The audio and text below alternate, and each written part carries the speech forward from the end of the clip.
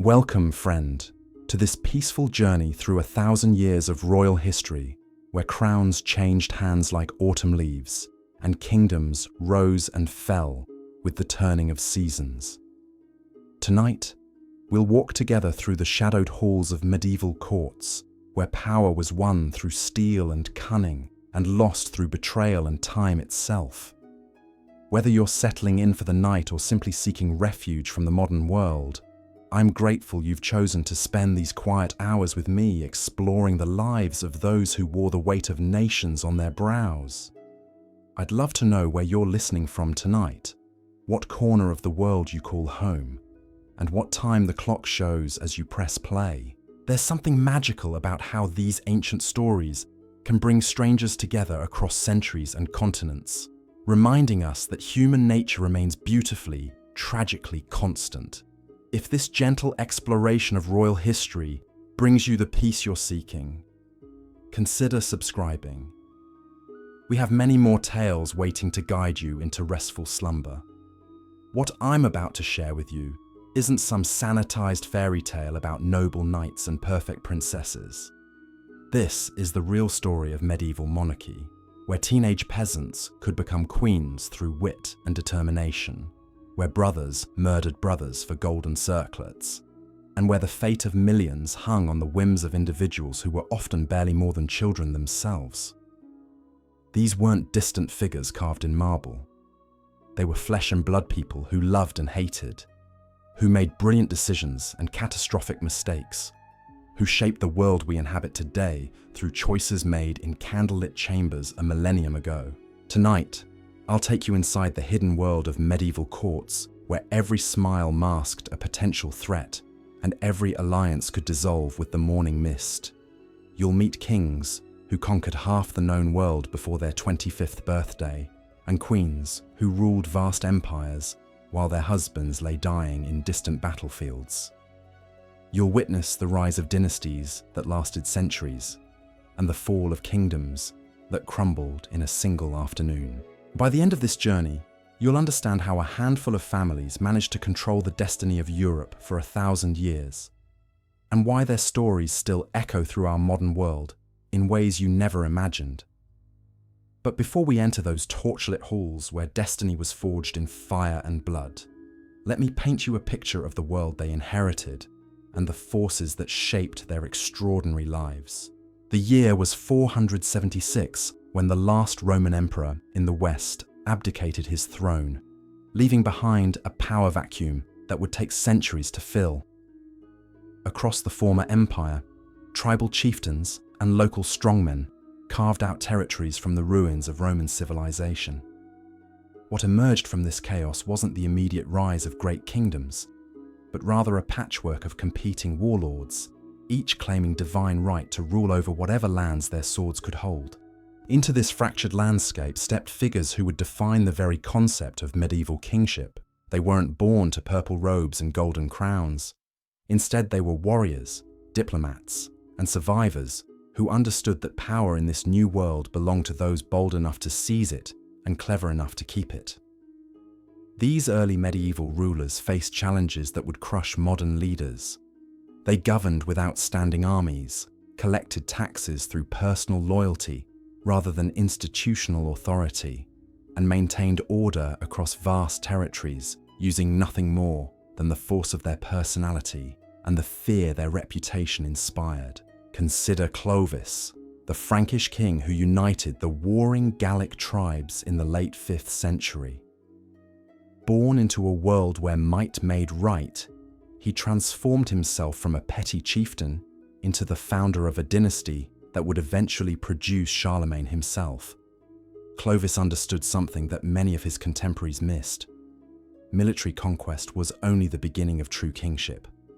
The real challenge lay in transforming temporary victory into permanent authority, in convincing people to obey, not just because they feared your sword, but because they believed in your right to rule. His solution was as brilliant as it was pragmatic.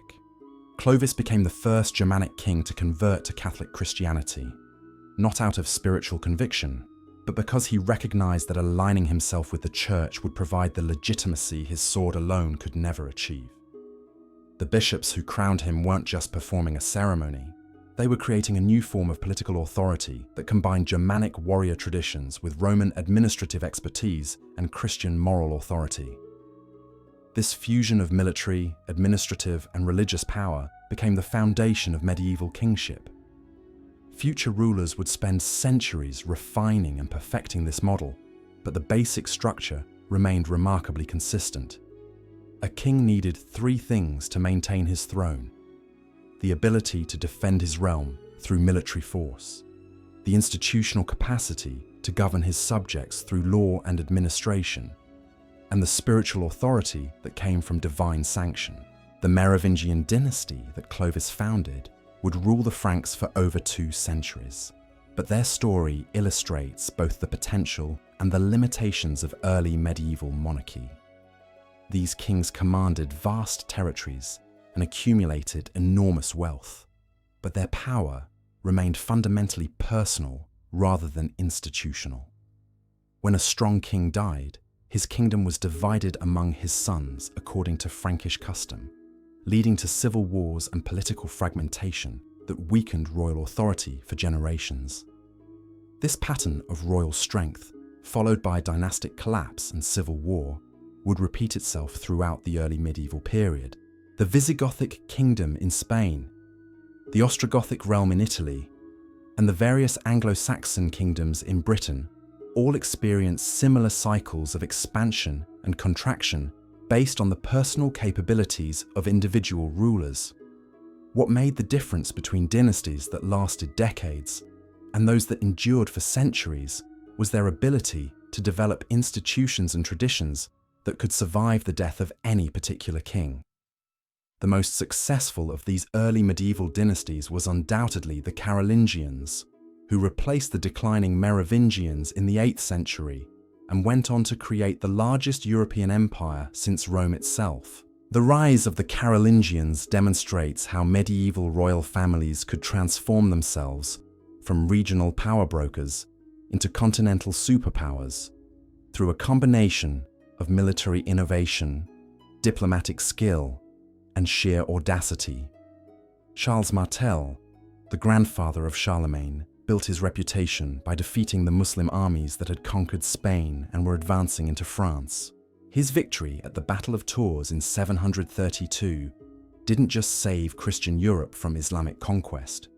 It established the Carolingians as the premier military dynasty in Western Europe and positioned them to challenge the Merovingians for royal authority. But Charles Martel understood that military success alone wouldn't be enough to legitimize his family's claim to the throne. He needed to build a broader coalition of support that could sustain Carolingian power across multiple generations. His strategy was remarkably sophisticated for its time.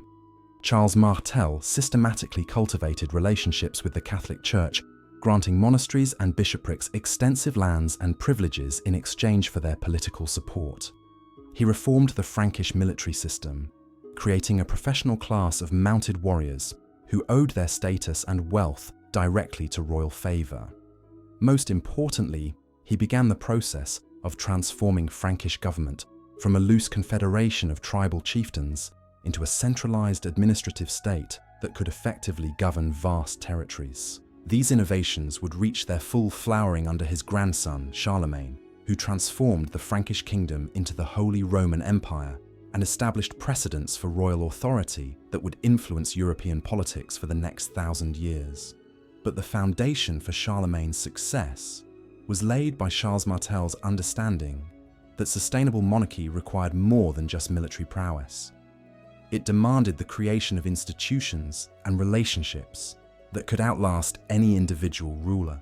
The Carolingian model of kingship combined several elements that would become standard features of medieval monarchy. First, there was the military dimension, based on a professional warrior class that served the king in exchange for land grants and royal favor. Second, there was the administrative component, built around a bureaucracy of literate clerks and officials who could implement royal policy across vast distances. Third, there was the religious aspect, symbolized by royal coronation ceremonies that emphasized the king's role as God's chosen representative on earth. This tripartite foundation of medieval kingship proved remarkably durable, surviving the collapse of the Carolingian Empire and providing the template for royal authority in France, Germany, England, and eventually throughout medieval Europe. But the success of this model also created new challenges and opportunities that would define royal politics for centuries to come. When kings claimed to rule by divine right, they opened themselves to challenges from the church hierarchy that had crowned them. When they built their power on the loyalty of professional warriors, they created a military aristocracy that could potentially threaten royal authority. When they developed sophisticated administrative systems, they needed to find ways to pay for the bureaucrats and infrastructure that effectively the government required. These tensions and contradictions would drive much of the political development of medieval Europe, creating the complex web of relationships between kings, nobles, clergy, and common people that characterized feudal society. But they also created opportunities for exceptional individuals to rise from obscurity to royal power through combinations of talent, ambition, and fortunate circumstances that would have been impossible in more stable political systems. The story of medieval monarchy isn't just about the great dynasties and famous kings whose names everyone remembers. It's equally about the countless forgotten rulers who held power for brief moments before vanishing into historical obscurity, and about the queens, princes, and royal advisors whose influence shaped events even though they never wore crowns themselves. These supporting players in the grand drama of medieval politics often possessed more real power than the nominal rulers they served, and their stories reveal the complex realities of how authority actually functioned in medieval society. As we settle deeper into this 1,000-year journey through royal history, we'll discover how these early experiments in medieval kingship evolved into the sophisticated monarchical systems that would dominate European politics until the modern era. We'll meet rulers who transformed their kingdoms into continental empires and others who lost ancient crowns through single moments of poor judgment. We'll witness the rise of new dynasties from the ashes of fallen predecessors and explore how the constant cycle of royal succession created both stability and chaos in equal measure. But most importantly, we'll come to understand how these medieval kings and queens were neither the perfect heroes nor the complete villains that popular culture often portrays them as being. They were complex human beings operating within systems and constraints that we can barely imagine today, making decisions that would affect millions of lives while often possessing less accurate information about their own kingdoms than we can access about their reigns with a simple internet search. Their stories remind us that history isn't an inevitable progression towards some predetermined outcome, but rather the accumulated result of countless individual choices made by people who could never fully understand the consequences of their actions. The medieval monarchs whose lives we'll explore together tonight shaped our world not through grand strategic plans, but through their responses to immediate crises and opportunities that demanded quick decisions and decisive action. So let us begin this gentle journey through 1,000 years of royal history, where every crown tells a story and every throne holds secrets waiting to be discovered. In the flickering candlelight of medieval courts, we'll find tales of triumph and tragedy that will carry us peacefully towards sleep, while filling our dreams with the pageantry and passion of ages long past. The dawn of the 9th century brought with it winds of change that would reshape the very foundations of European power. As Charlemagne's massive empire began to fragment under the weight of its own ambitions, new opportunities emerged for those bold enough to seize them. The great emperor's death in 814 marked not just the end of a reign, but the beginning of a new chapter in medieval monarchy, where smaller kingdoms would rise to challenge the dominance of continental empires. In the mist-shrouded islands of Britain, a collection of rival kingdoms had been locked in perpetual warfare for centuries. The Anglo-Saxon heptarchy, as historians would later call it, consisted of 7 major realms, each ruled by kings who claimed descent from the gods themselves. Wessex, Mercia, Northumbria, Kent, Essex, Sussex, and East Anglia fought endless battles for supremacy, while Viking longships appeared on the horizon with increasing frequency, bringing with them a new threat that would test every assumption about royal authority and military power. The Vikings weren't simply raiders seeking quick plunder and swift retreat. They were settlers, conquerors, and kingdom builders in their own right, bringing with them political traditions and military innovations that would fundamentally alter the landscape of European monarchy. When they established the Great Heathen Army in 865, they weren't just launching another raiding expedition. They were beginning a systematic conquest that would destroy several Anglo-Saxon kingdoms entirely and force the survivors to adapt or perish. Into this cauldron of violence and uncertainty stepped Alfred, a young prince of Wessex who had never expected to wear a crown. The youngest of 4 brothers, Alfred had been destined for a life in the church until Viking swords carved a path to the throne through his elder siblings' deaths. When he became king in 871, he inherited a kingdom on the brink of collapse, with Viking armies controlling vast swaths of English territory and his own nobles questioning whether resistance was even possible. Alfred's early reign illustrates perfectly how medieval monarchs were forged in the crucible of crisis, rather than the comfort of peaceful succession.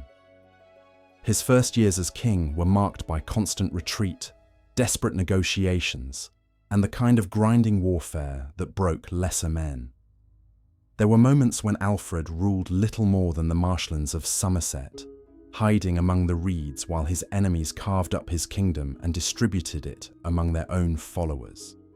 But Alfred possessed something that distinguished him from the countless other medieval kings who simply disappeared into historical footnotes when faced with seemingly insurmountable challenges. He had the intellectual capacity to learn from his defeats and the moral courage to implement radical changes in how his kingdom operated, even when those changes challenged centuries of tradition and custom.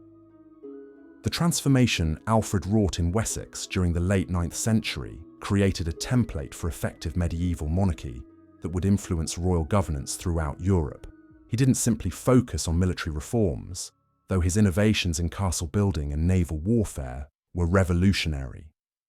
He understood that sustainable royal power required what we might today call a comprehensive national strategy that addressed military, economic, educational, and legal challenges simultaneously. Alfred's legal reforms demonstrate how medieval monarchs could use law as an instrument of state building rather than simply a means of resolving disputes. His law code, known as the Doom Book, wasn't just a collection of traditional customs and penalties.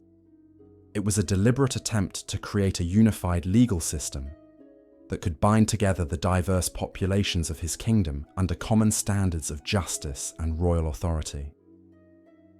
The code drew from multiple sources, combining Anglo-Saxon tradition with Christian teachings and practical innovations designed to address contemporary problems.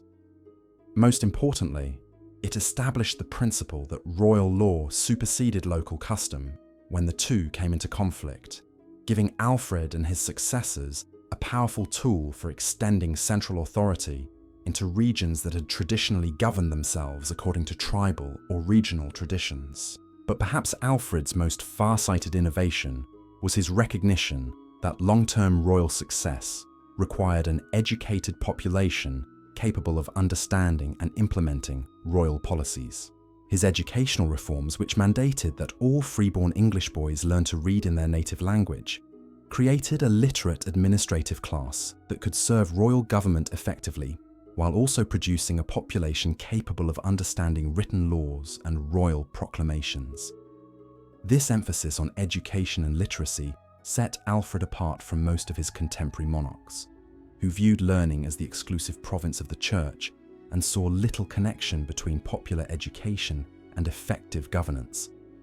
Alfred understood that royal power in an increasingly complex world required not just the ability to command obedience, but also the capacity to communicate sophisticated policies to diverse populations across vast territories. The success of Alfred's reforms became apparent during the reigns of his successors, who used the institutional foundations he had established to complete the conquest of England and create the first truly unified English kingdom.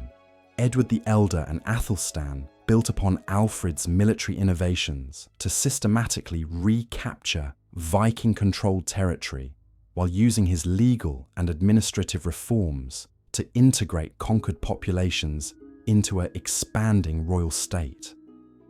The creation of the Kingdom of England under the West Saxon dynasty demonstrates how medieval monarchy could evolve from desperate survival strategies into sophisticated systems of governance that outlasted the individuals who created them.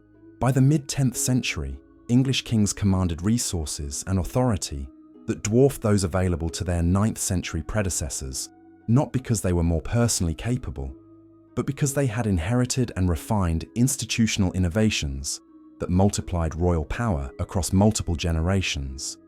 Meanwhile, across the English Channel, a different model of medieval monarchy was emerging in the fragmented territories of what had once been Charlemagne's empire. The collapse of Carolingian authority hadn't led to chaos and barbarism, as many contemporary observers feared. Instead, it had created opportunities for local strongmen to establish new forms of royal authority based on more realistic assessments of what individual monarchs could actually accomplish with the resources available to them. The emergence of the Capetian dynasty in France illustrates how medieval royal families could build lasting power through patience, strategic marriage alliances, and careful cultivation of relationships with the church hierarchy. Hugh Capet, who became king of the Franks in 987, controlled a little territory beyond the immediate vicinity of Paris when he first claimed the crown. His royal authority was largely theoretical outside his own domains, and many of his supposed vassals commanded more actual military and economic power than he did. But Hugh Capet and his successors understood something that the later Carolingians had forgotten. Medieval monarchy wasn't about controlling every aspect of government throughout vast territories. It was about establishing yourself as the ultimate source of political legitimacy, while building coalitions of support that could sustain royal authority across multiple generations.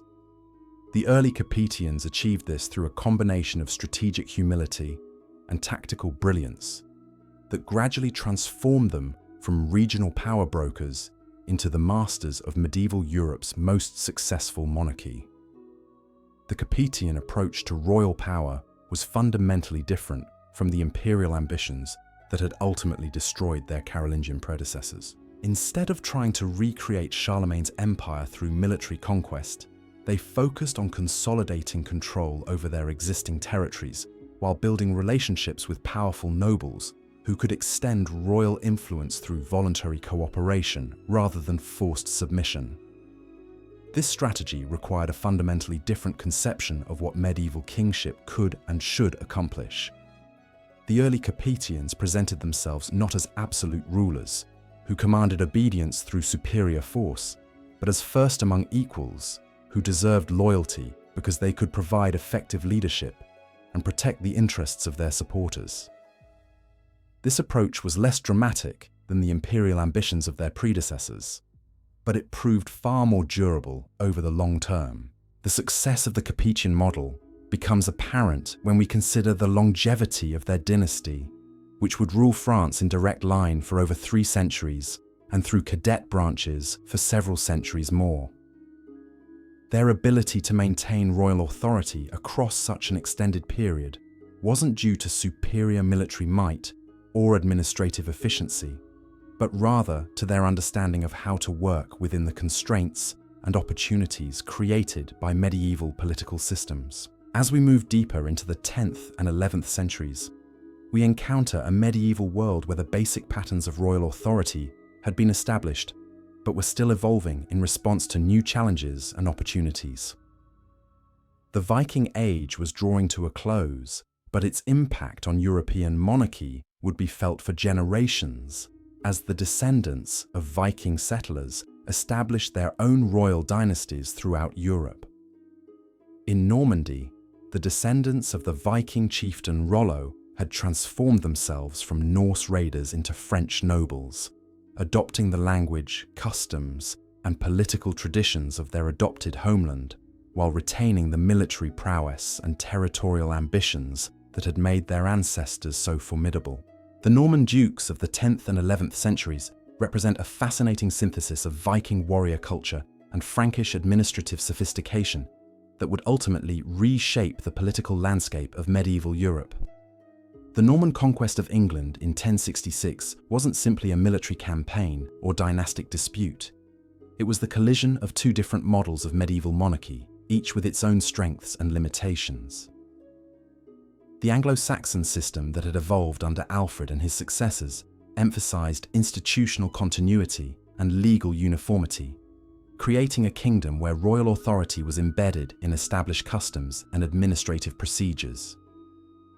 The Norman system, by contrast, was more personal and hierarchical, based on direct relationships between the duke and his followers, rather than abstract legal principles. When William the Conqueror defeated Harold Godwinson at the Battle of Hastings, he wasn't just claiming the English crown for himself.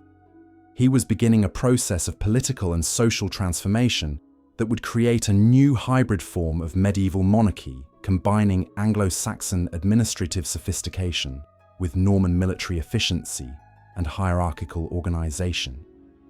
The Norman conquest illustrates how medieval monarchy could be simultaneously conservative and revolutionary, preserving existing institutions while transforming their fundamental character through changes in leadership and political culture. William claimed to be the legitimate heir to Edward the Confessor and insisted that he was simply claiming his rightful inheritance rather than conquering a foreign kingdom. But the changes he implemented in English government and society were so profound that they created what was essentially a new kingdom, with only superficial resemblance to its Anglo-Saxon predecessor. This pattern of claiming continuity while implementing radical change would become a common feature of medieval royal transitions, allowing new dynasties to legitimize their authority by appealing to traditional precedents while adapting governmental systems to meet contemporary challenges and opportunities. The ability to balance innovation with tradition became one of the key skills that separated successful medieval monarchs from those who either lost their thrones through excessive conservatism or destroyed their kingdoms through reckless experimentation. As the 11th century progressed toward its close, the basic structures of medieval monarchy that would dominate European politics for the next several centuries had been established. Kings ruled through combinations of personal charisma, institutional authority, and divine sanction. But the specific balance between these elements varied significantly from kingdom to kingdom and dynasty to dynasty. The stage was set for the great age of medieval monarchy, when royal authority would reach its zenith and the crowned heads of Europe would compete for dominance on a continental scale. The 12th century dawned like a golden age for medieval monarchy, bringing with it a constellation of rulers whose ambitions would stretch from the foggy moors of Scotland to the sun-baked stones of Jerusalem. This was the era when kings truly began to think beyond the borders of their inherited domains, when the concept of royal authority expanded to encompass not just local governance, but continental politics and even divine mission. In the heart of this transformation stood Henry Plantagenet, a young man whose inheritance would make him the most powerful monarch in Western Europe, while simultaneously creating the conditions for centuries of conflict that would reshape the political landscape forever. When Henry became King of England in 1154, he didn't simply inherit a throne. He acquired an empire that stretched from the Scottish borders to the Pyrenees, a patchwork of territories held together by nothing more substantial than his personal authority and the complex web of feudal obligations that medieval lawyers spent lifetimes trying to understand. The Angevin Empire, as historians would later call Henry's domains, represented both the pinnacle of medieval royal achievement and its fundamental contradiction. Never before had a single monarch controlled such vast territories or commanded such diverse populations. Yet this apparent strength concealed weaknesses that would eventually tear the empire apart, demonstrating how medieval monarchy remained fundamentally personal rather than institutional, dependent on the capabilities of individual rulers rather than the strength of governmental systems. Henry himself embodied the contradictions of 12th century kingship. He was simultaneously a patron of learning, who transformed royal administration, and a violent tyrant whose rage could destroy lives with a careless word. His court attracted the finest minds of medieval Europe, producing innovations in law, literature, and governance that would influence Western civilization for centuries. Yet this same court was the setting for family feuds so vicious that they scandalized even contemporaries who were accustomed to dynastic violence as a normal feature of royal politics. The tragedy of Thomas Becket illustrates perfectly how personal relationships could collide with institutional authority in ways that medieval political systems were ill-equipped to handle. Henry and Thomas had been intimate friends, companions who shared jokes and confidences in ways that would have been impossible between a king and his subjects under more formal royal protocols. When Henry appointed Thomas as Archbishop of Canterbury, he expected their friendship to continue smoothing over the traditional conflicts between royal and ecclesiastical authority that had plagued medieval monarchs for generations. But Thomas understood something that Henry had missed about the nature of medieval authority. Once he accepted the archbishop's mitre, Thomas was no longer simply the king's friend who happened to hold high religious office. He had become the representative of an institution whose authority derived from sources beyond royal control, and whose obligations sometimes required opposition to royal policy, regardless of personal relationships or political consequences. The conflict that developed between Henry and Thomas wasn't simply about competing jurisdictions or abstract principles of governance. It was about two different conceptions of how authority should function in medieval society, and whether personal loyalty could override institutional obligation when the two came into conflict. Henry believed that Thomas owed him personal loyalty that should supersede any other considerations, while Thomas insisted that his duty to the church required him to oppose royal policies that threatened ecclesiastical independence. This fundamental disagreement about the nature of authority and obligation would culminate in Thomas's murder in Canterbury Cathedral, an event that shocked medieval Europe and demonstrated how easily personal conflicts could escalate into political crises that threatened the stability of entire kingdoms. Henry's role in Thomas's death, whether direct or indirect, illustrated the dangers that medieval monarchs faced when their personal relationships became entangled with institutional conflicts they couldn't control through conventional political means. The Becket affair also revealed how medieval kings were constrained by forces beyond their immediate political control. Henry was the most powerful monarch in Western Europe, commanding resources and authority that dwarfed those available to most of his contemporaries. Yet he found himself unable to simply resolve his conflict with Thomas through royal command, because Thomas's authority derived from sources that operated independently of royal control, and according to principles that didn't recognize royal supremacy in all matters. This limitation of royal authority would become increasingly apparent as medieval monarchy evolved throughout the 12th and 13th centuries. Kings found themselves operating within complex networks of competing authorities and overlapping jurisdictions that required constant negotiation and compromise rather than simple command and obedience. The church, the nobility, emerging urban centers, and even peasant communities all possessed their own sources of authority and their own conceptions of legitimate governance that couldn't be easily overridden by royal decree. Meanwhile, across the Channel, the Capetian monarchy in France was developing along different lines that would eventually prove more durable than the Angevin model.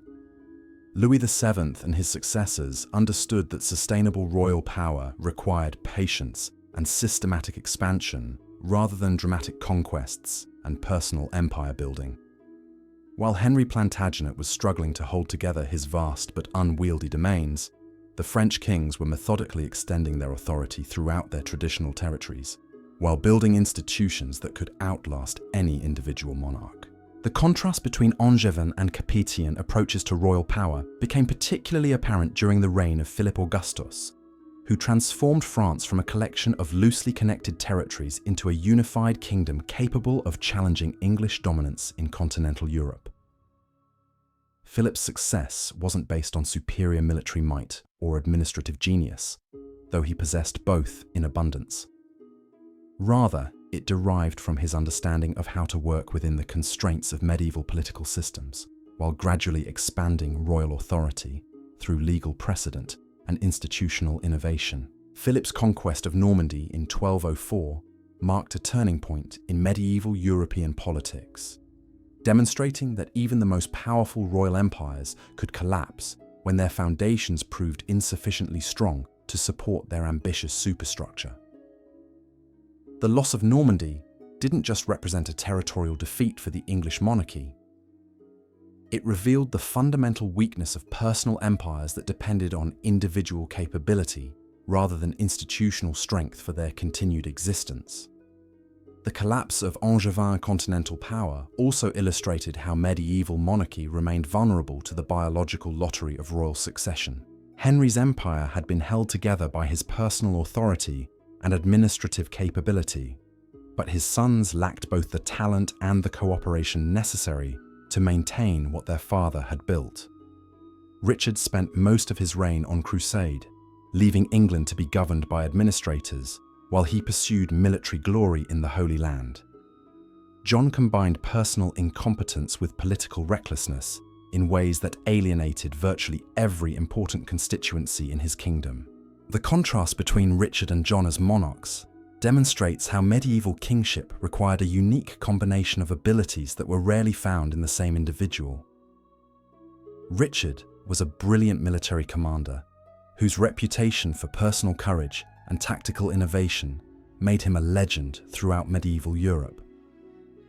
But his obsession with military glory left him little time or inclination for the administrative work that effective monarchy required, and his frequent absences from England created power vacuums that ambitious nobles were happy to fill. John possessed neither his brother's military reputation nor his father's administrative competence, but he inherited all the problems that their neglect of English domestic politics had created. When he lost Normandy to Philip Augustus, he didn't just suffer a military defeat. He lost the continental territories that had provided much of the Angevin monarchy's wealth and strategic depth, forcing him to rely more heavily on English resources while lacking the political skills necessary to extract those resources without provoking rebellion.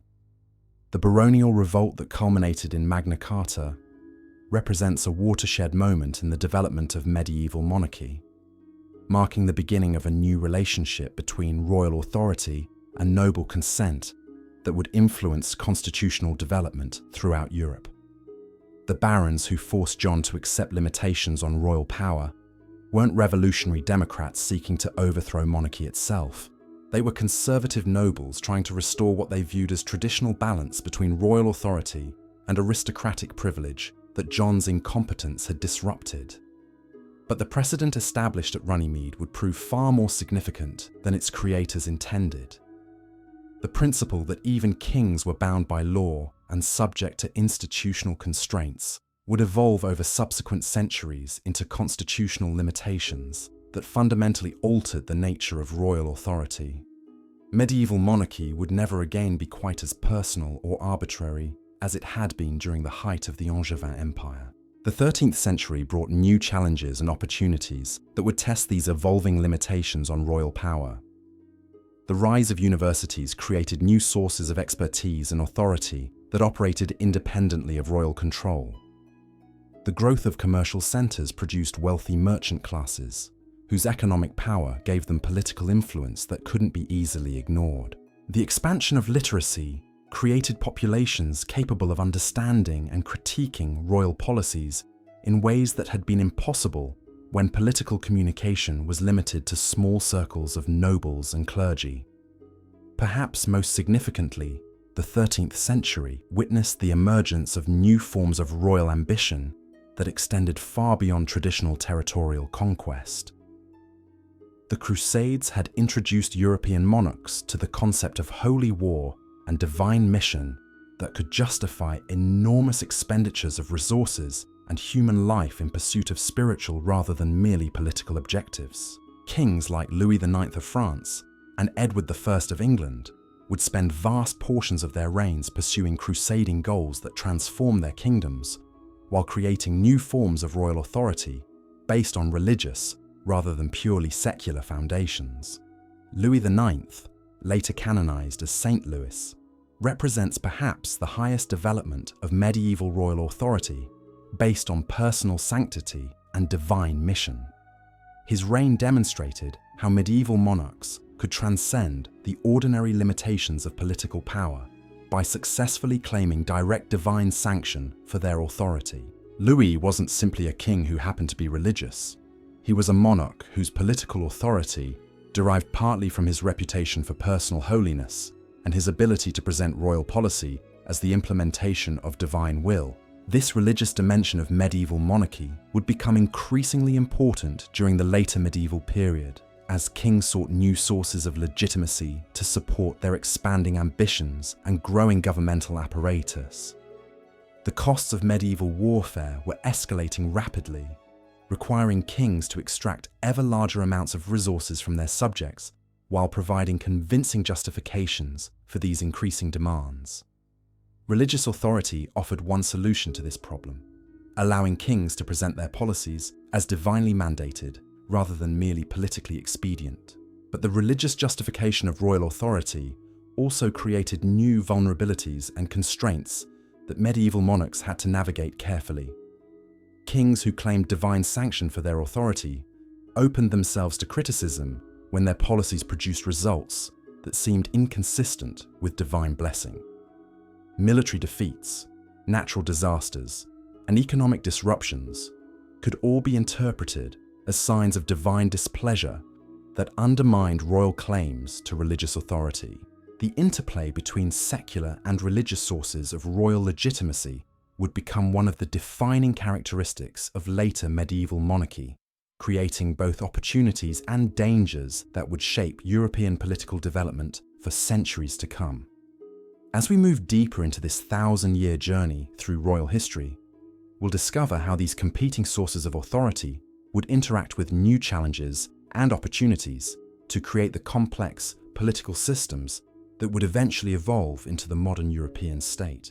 The stories of these medieval monarchs remind us that political authority has always been more fragile and contingent than it appears from the outside, dependent on the constant negotiation of competing interests and the maintenance of coalitions that could dissolve overnight if royal policies failed to meet the expectations of key constituencies. In the flickering torchlight of medieval courts, we can glimpse the eternal human struggle to create order from chaos while preserving the freedom that makes life worth living. The 14th century arrived like a storm breaking over Europe, bringing with it challenges that would test every assumption about royal authority and divine favor. The Great Famine of 1315 stretched across the continent like a skeletal hand, followed by the Black Death that would claim 1/3 of Europe's population and leave survivors questioning whether God himself had abandoned the crowned heads who claimed to rule in his name. Into this world of uncertainty stepped Edward III of England, a young monarch whose ambitions would ignite the 100 Years' War and transform medieval warfare forever. Edward understood something that many of his contemporaries missed about the changing nature of royal power in an age of crisis. Traditional feudal obligations and ancient claims to legitimacy weren't sufficient when faced with existential threats that challenged the very foundations of medieval society. Kings needed to offer their subjects something more tangible than abstract rights and theoretical authority if they wanted to maintain their thrones during times when death stalked every village and famine emptied royal treasuries as efficiently as any military defeat. Edward's solution was characteristically bold and entirely unprecedented.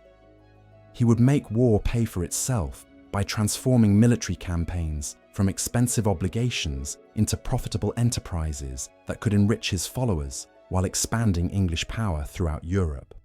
The chevauchée tactics he developed weren't simply military strategies.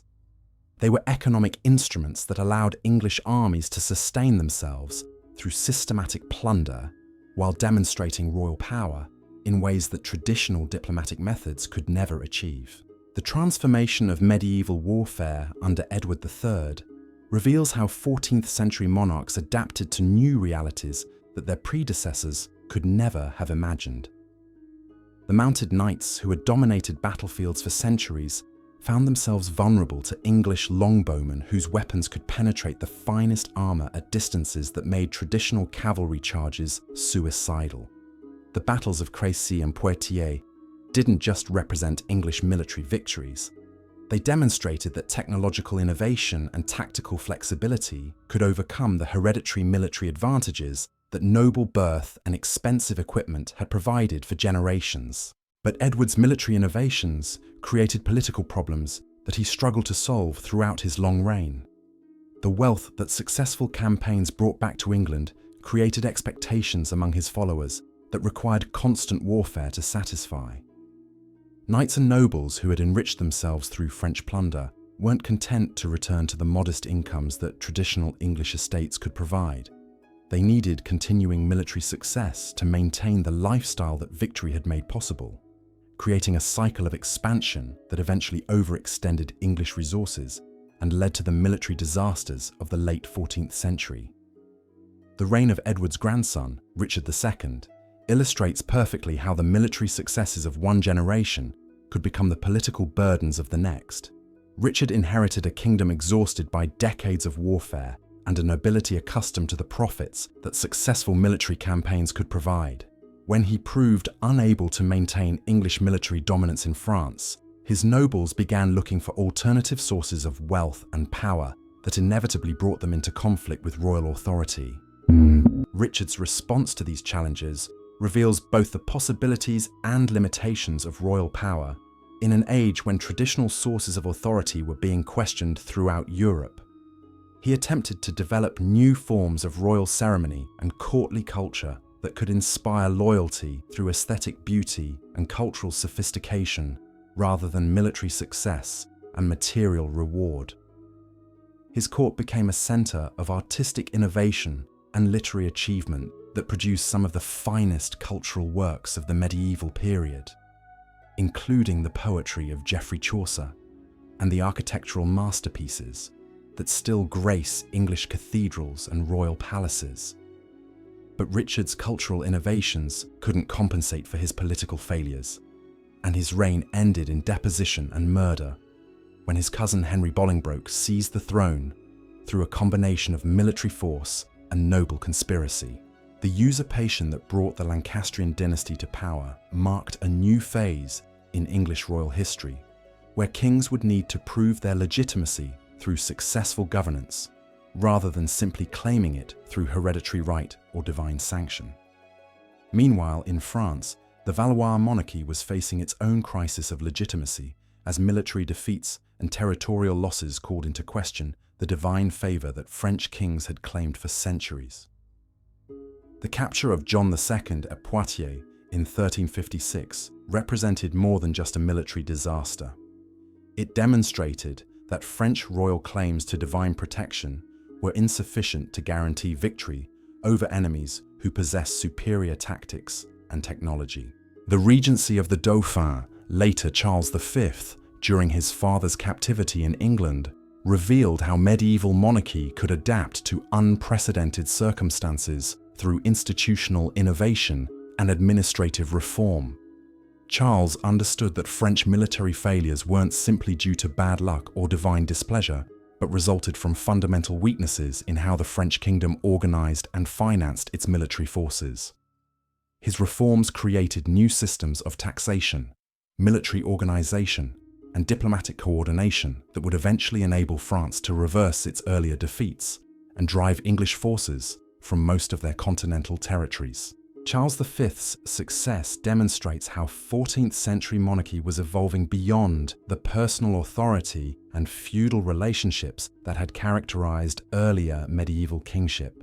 Effective royal government increasingly required sophisticated administrative systems, professional military forces, and reliable sources of revenue that could function independently of the personal capabilities of individual monarchs. Kings who mastered these new requirements could achieve remarkable results, while those who clung to traditional methods found themselves overwhelmed by challenges that their predecessors had never faced. The contrast between French recovery under Charles V and English decline under Richard II illustrates how rapidly political fortunes could change when royal policies proved inadequate to contemporary challenges. Charles built his success on careful attention to administrative detail and systematic reform of governmental institutions, while Richard focused on cultural achievement and ceremonial innovation that, however beautiful, couldn't address the fundamental political and economic problems his kingdom faced. But perhaps the most significant development of the 14th century wasn't occurring in the courts of major monarchs at all. Instead, it was taking place in the emerging urban centers where merchant classes were accumulating wealth and political influence that operated independently of traditional royal control. Cities like Florence, Venice, and the Flemish textile centers were creating new forms of governmental authority based on commercial success and collective decision-making rather than hereditary privilege and individual command. These urban republics represented a fundamental challenge to medieval monarchies' claim to be the only legitimate form of political organization. Their success demonstrated that effective governance didn't require kings or nobles, and that communities could prosper through cooperative institutions that distributed power among multiple stakeholders rather than concentrating it in single individuals. The wealth and military power that these cities commanded made them formidable players in European politics, capable of challenging royal authority when their interests conflicted with monarchical policies. The rise of urban political power also created new opportunities for ambitious individuals who could navigate between royal courts and merchant guilds, ecclesiastical hierarchies, and university communities. The 14th century produced a remarkable generation of political figures who weren't born to noble rank but achieved influence through combinations of talent, education, and strategic positioning that would have been impossible in earlier periods when political authority was more rigidly controlled by hereditary elites. Jacques van Artevelde in Flanders, Cola di Rienzi in Rome, and Etienne Marcel in Paris all represent this new type of medieval political leader who could mobilize popular support against established authorities while claiming to represent more authentic forms of governance than traditional monarchy could provide. Their careers were typically brief and often ended violently, but their example inspired others and demonstrated that royal authority was no longer automatically accepted as legitimate simply because it was traditional. The papal crisis that developed during this same period further undermined traditional sources of authority throughout Europe. When rival popes in Rome and Avignon claimed exclusive legitimacy while excommunicating each other and all their supporters, the entire framework of Christian authority that had provided spiritual sanction for medieval monarchy collapsed into confusion and contradiction. Kings found themselves forced to choose between competing papal claimants, with their choices determining not only their diplomatic relationships, but also their subjects' eternal salvation, according to the theological authorities they had previously relied upon for legitimacy. This great schism revealed how dependent medieval monarchy had become on ecclesiastical support for its claims to divine authority. When the Church itself was divided and its spiritual authority questioned, royal claims to rule by divine right became much more difficult to sustain. Kings needed to find alternative sources of legitimacy that could function independently of papal approval, leading to new emphasis on national identity, military success, and administrative competence as foundations for royal authority. The development of national consciousness during the 14th century created both opportunities and constraints for medieval monarchs. Kings who successfully identified themselves with emerging national identities could mobilize popular support in ways that their predecessors had never achieved. But this same national consciousness could be turned against monarchs whose policies seemed to betray national interests or whose personal qualities failed to meet national expectations. The career of Joan of Arc illustrates perfectly how national consciousness could transform individual political actors into forces that transcended traditional categories of medieval authority. Joan wasn't a noble or a cleric, a wealthy merchant or a learned scholar. She was a peasant girl whose visions and charismatic leadership enabled her to convince the Dauphin of France to provide her with military command during the darkest period of the 100 Years' War. Joan's success in raising the siege of Orléans and enabling Charles VII's coronation at Reims demonstrated that legitimate authority could emerge from sources that traditional medieval political theory couldn't explain or accommodate. Her divine visions provided spiritual sanction that didn't depend on papal approval, while her military victories proved divine favor in ways that traditional royal ceremonies could never achieve. Most importantly, her identification with French national resistance created popular support that transcended the feudal obligations and personal loyalties that had previously defined political relationships. But Joan's career also revealed the dangers that unconventional sources of authority could pose to established political systems. Her success threatened not only English military dominance in France, but also traditional assumptions about gender, social hierarchy, and the proper sources of political legitimacy. When she was captured and tried for heresy, the charges against her weren't simply about her religious visions or military activities. They concerned her challenge to fundamental principles of how authority should function in medieval society. The trial and execution of Joan of Arc marked a turning point in medieval political culture, demonstrating that traditional authorities would use extreme measures to suppress challenges to established systems of power and legitimacy. But Joan's martyrdom also created a powerful symbol of national resistance and divine mission that would inspire future generations and contribute to the development of new forms of political consciousness that medieval institutions were poorly equipped to control or channel. As the 14th century drew to its close, the basic structures of medieval monarchy had been permanently altered by the crises and innovations of this transformative period. Kings could no longer rely solely on traditional sources of authority based on hereditary right, feudal obligation, and ecclesiastical sanction. They needed to prove their legitimacy through successful governance, military victory, and effective representation of emerging national interests that operated according to principles quite different from those that had sustained medieval political systems for centuries.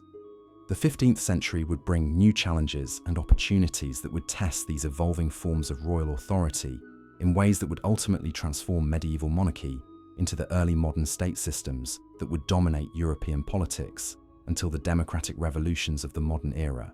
But the foundations for these later developments were established during the 14th century, when crisis and innovation combined to create new possibilities for both royal authority and popular resistance that would shape European political development for centuries to come. In the gentle darkness of evening, as we continue our journey through these ancient halls of power, we can sense the weight of these transformations settling around us like dust motes in cathedral light. The medieval world was changing in ways that even its most perceptive observers couldn't fully understand, creating new forms of political possibility while destroying others that had seemed as permanent as the stones of royal castles themselves. The kings and queens of this era weren't simply responding to immediate crises, but unknowingly laying foundations for political systems that would outlast their dynasties by centuries, i.e., by centuries. The dawn of the 15th century brought with it a peculiar quietude, as if Europe itself was catching its breath after the tumultuous transformations of the previous 100 years. Yet beneath this deceptive calm, forces were stirring that would reshape the very essence of what it meant to wear a crown. The monarchs of this era inherited kingdoms that bore little resemblance to those their great-grandfathers had ruled, and they would need to master entirely new forms of statecraft to survive in a world where tradition and innovation danced an increasingly complex waltz. In the frost-covered halls of Westminster, Henry V ascended to the English throne with dreams that stretched far beyond the fog-shrouded shores of his island kingdom. Unlike his predecessors, who had stumbled into continental warfare through dynastic accident or feudal obligation, Henry approached the renewal of the French conflict with the calculating precision of a master craftsman. He understood that 15th century monarchy required not just military victory, but the kind of overwhelming success that could unite fractured kingdoms behind a shared sense of destiny and divine purpose. The Battle of Agincourt in 1415 would become the stuff of legend. But its true significance lay not in the tactical brilliance that destroyed French chivalry in a single afternoon, but in how Henry transformed military triumph into a new form of royal authority that transcended traditional feudal relationships. The English longbowmen who cut down French knights weren't simply common soldiers serving their feudal obligations. They were participants in a national enterprise that made each archer a stakeholder in royal success while binding king and commoner together through shared sacrifice and mutual dependence. Henry's innovations in royal propaganda and public ceremony created new ways of communicating with subjects who were no longer content to accept royal authority without understanding its purposes and benefits. His use of the English language in official documents and public proclamations wasn't simply a practical administrative decision. It was a deliberate strategy to create direct relationships between monarch and subject that bypassed the traditional intermediary roles of nobles and clergy who had previously controlled political communication. But Henry's greatest innovation was his understanding of how royal personality could become a political instrument in its own right. Previous medieval monarchs had relied on ceremonial distance and ritual formality to inspire awe and obedience among their subjects. Henry discovered that carefully managed displays of royal humanity could create emotional bonds between king and people that were far more powerful than traditional forms of political obligation. The stories of Henry mingling with common soldiers on the eve of Agincourt, sharing their fears and strengthening their resolve through personal example, weren't simply romantic legends created by later chroniclers. They reflected a deliberate royal strategy to transform kingship from remote authority into inspiring leadership that could motivate extraordinary effort and sacrifice from ordinary people.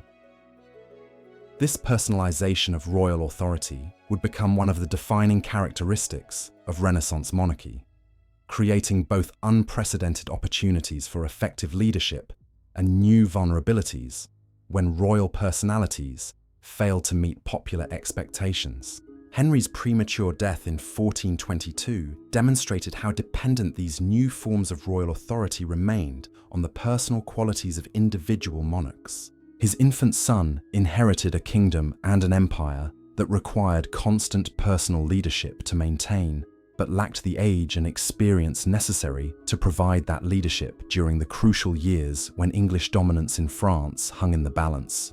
The regency that governed England during Henry VI's minority faced challenges that no institutional innovations could solve, revealing the continuing limitations of medieval political systems that remained fundamentally personal rather than truly institutional.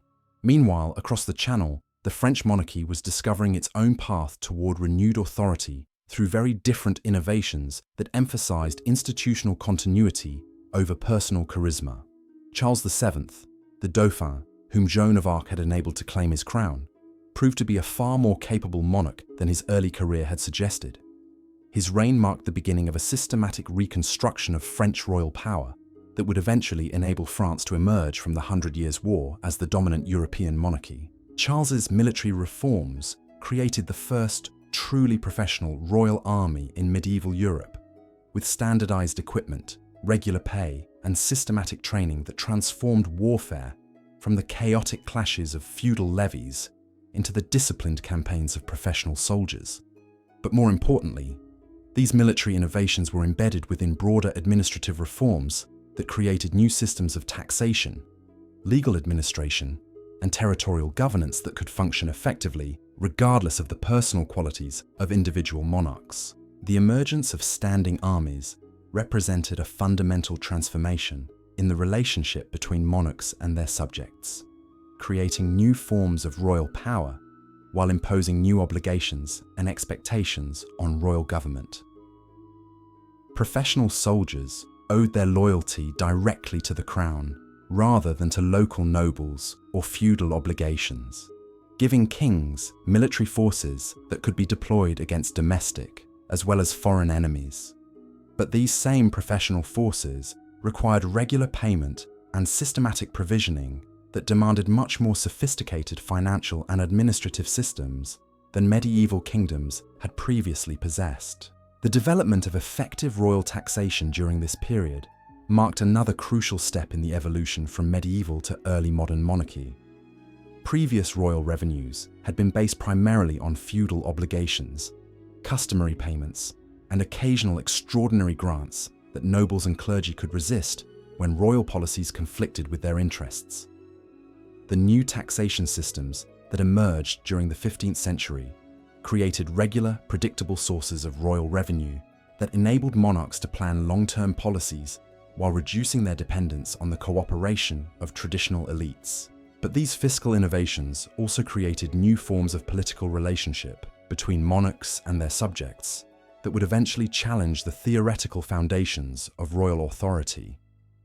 When kings claimed the right to tax their subjects regularly and systematically, they implicitly acknowledged that royal government existed to serve the interests of those who paid for it. This recognition would eventually evolve into concepts of governmental accountability and popular consent that would fundamentally alter the nature of political authority throughout Europe. The Italian peninsula during this period provided a fascinating laboratory for experimenting with alternative forms of political organization that challenged traditional assumptions about the necessity and desirability of monarchical government. The city-states of northern Italy had developed sophisticated republican institutions that demonstrated how effective governance could emerge from collective decision-making and competitive elections rather than hereditary succession and individual command.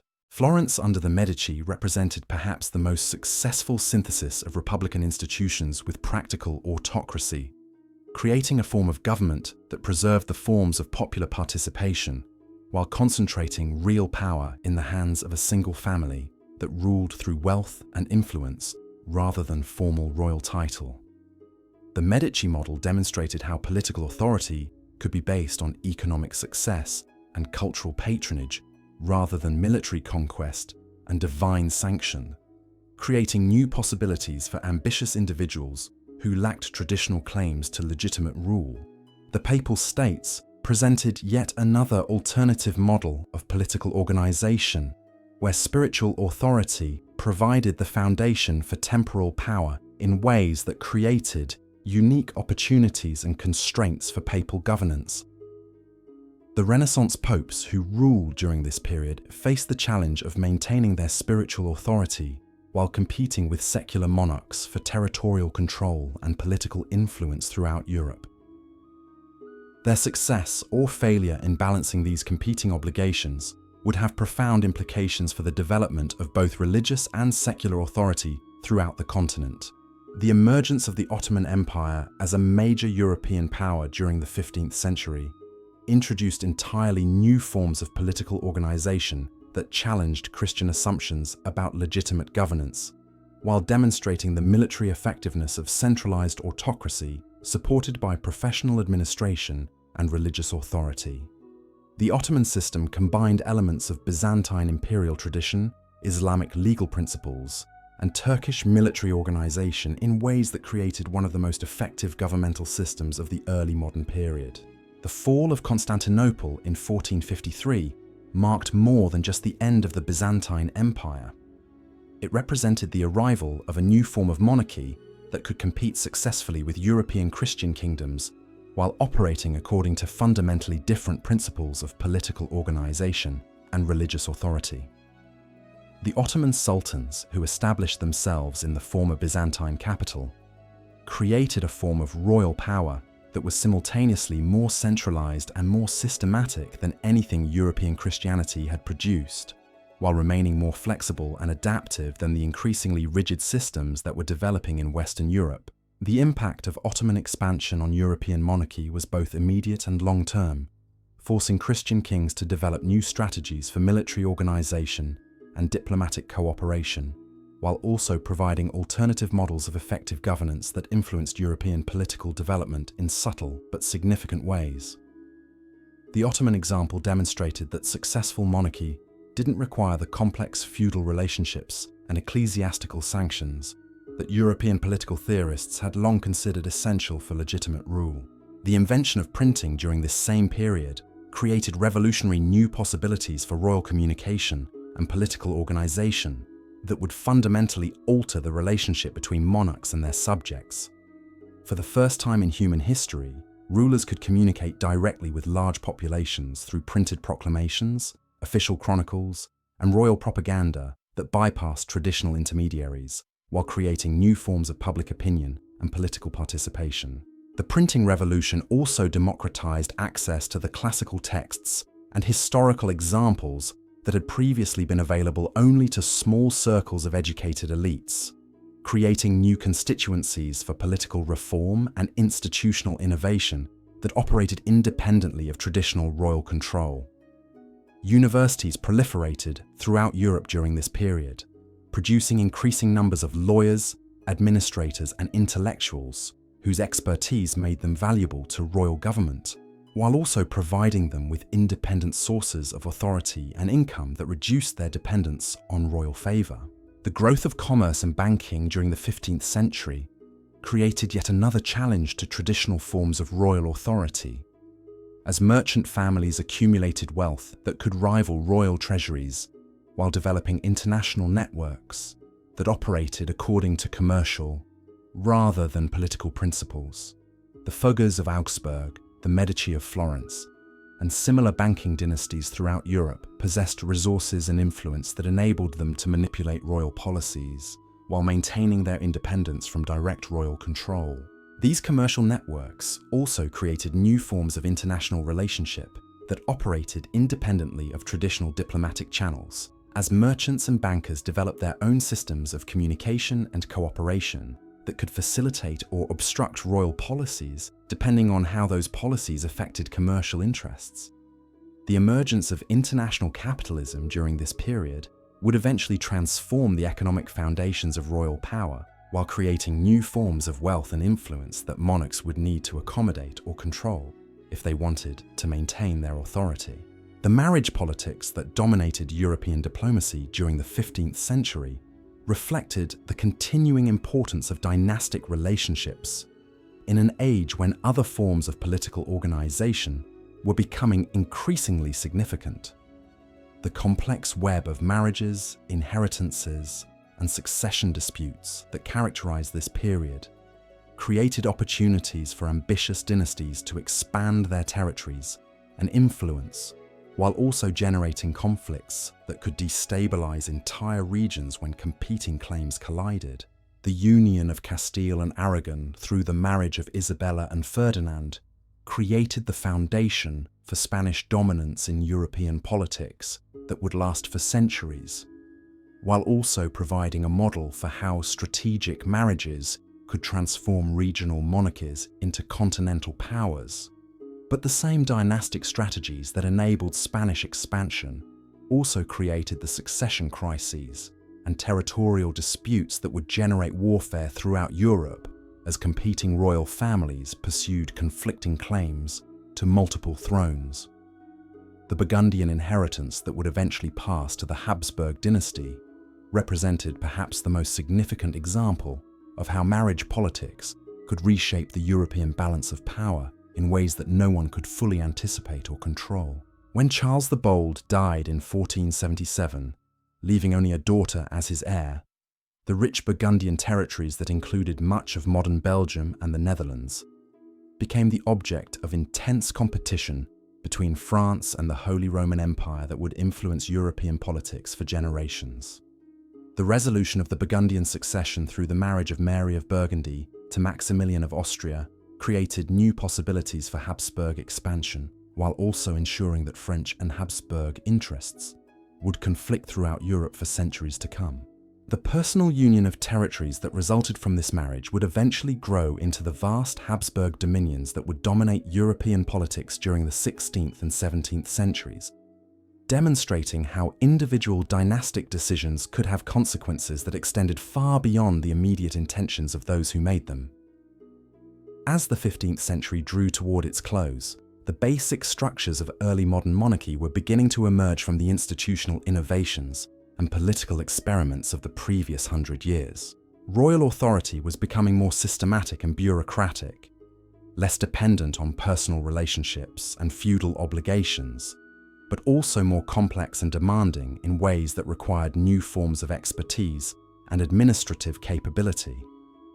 The monarchs who would inherit these evolving systems of royal power would need to master new skills and navigate new challenges that their medieval predecessors had never faced.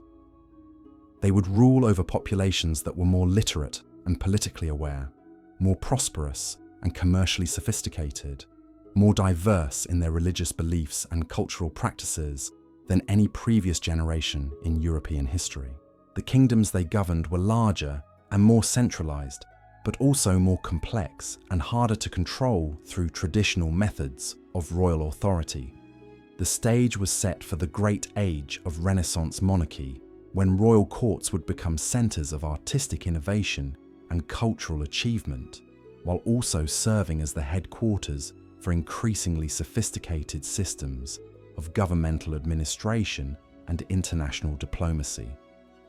The kings and queens of the 16th century would inherit the institutional foundations that 15th century monarchs had created, but they would need to adapt those foundations to meet challenges and opportunities that no previous generation had encountered.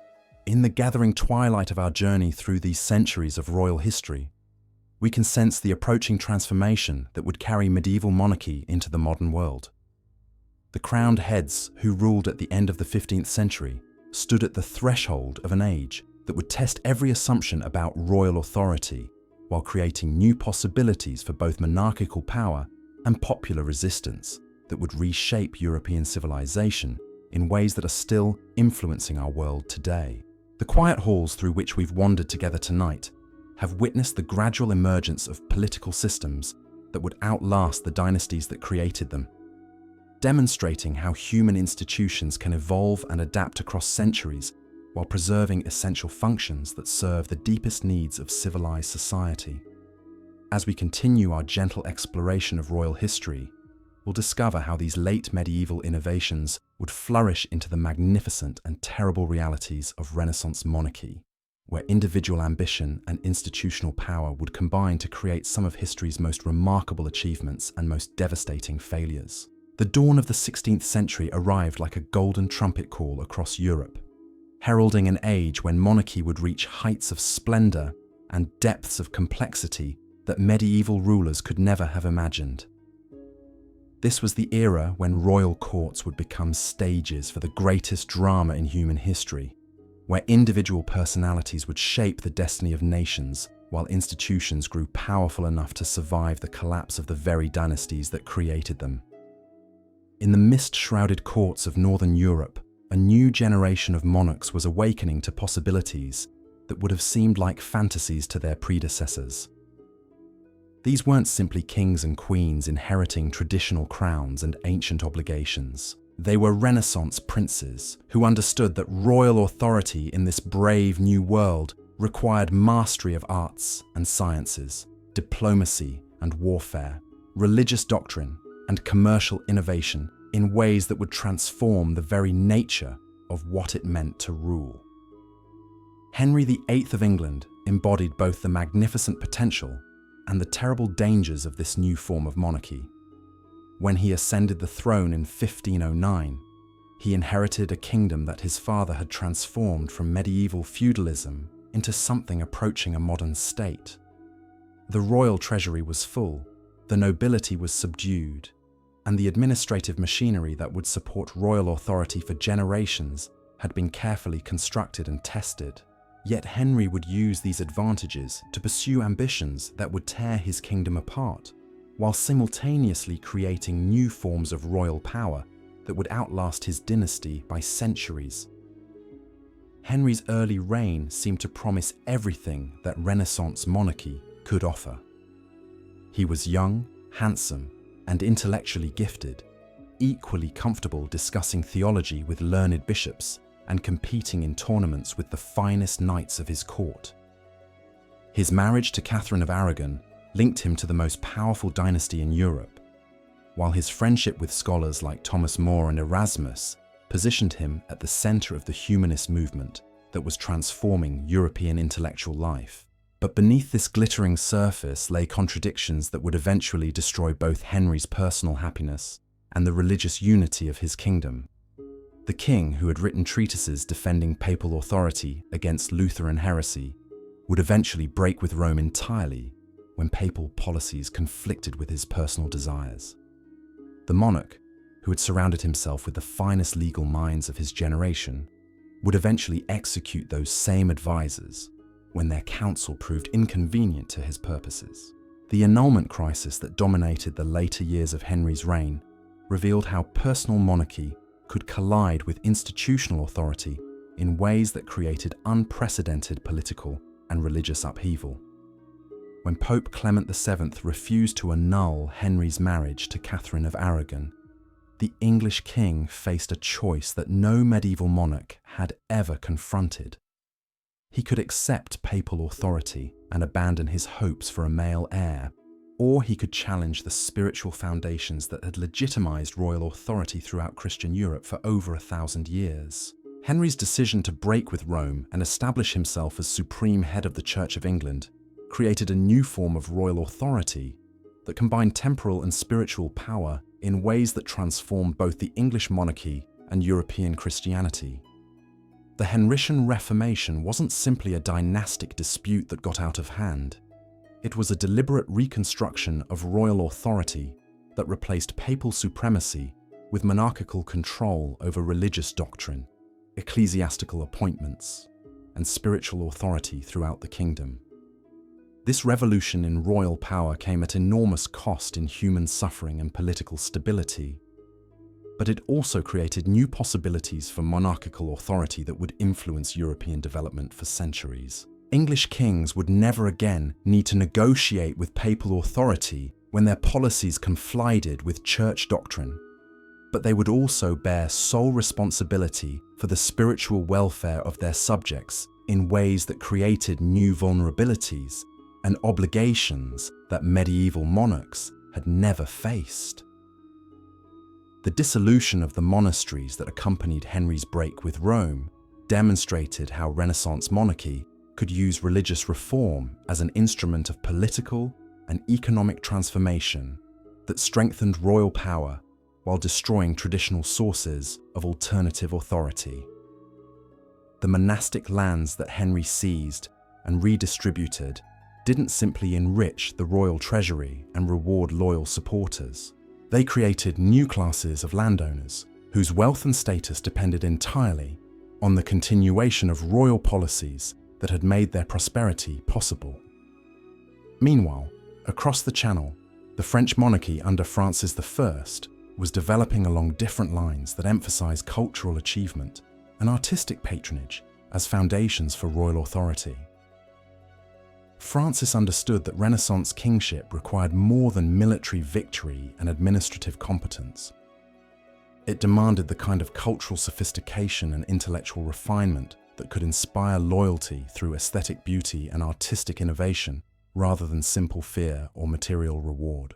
The court that Francis created at Fontainebleau became a model for royal magnificence that influenced monarchical culture throughout Europe, demonstrating how artistic patronage could serve political purposes while genuinely advancing human knowledge and creative achievement. The Italian artists, French poets, and international scholars who gathered around Francis created new forms of courtly culture that celebrated royal authority while also preserving and developing the classical traditions that provided intellectual foundations for European civilization. But Francis also understood that cultural achievement without military success would never secure French interests against the growing power of the Habsburg dynasty that had come to dominate European politics through a series of fortunate marriages and strategic inheritances.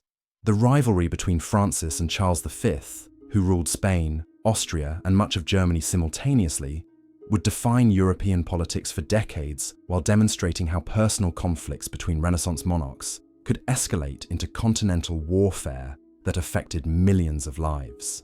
The wars between France and the Habsburg Empire revealed how Renaissance monarchy had transformed medieval warfare into something approaching modern conflict, with professional armies, sophisticated fortifications, and systematic strategies that required unprecedented levels of royal resources and administrative capability. The Battle of Pavia in 1525, where Francis was captured by Charles's forces, demonstrated that even the most magnificent Renaissance monarchs remained vulnerable to the fortunes of war that could destroy decades of careful preparation in a single afternoon. Francis's captivity in Madrid provided a fascinating glimpse into how Renaissance monarchs maintained their dignity and authority even under the most humiliating circumstances.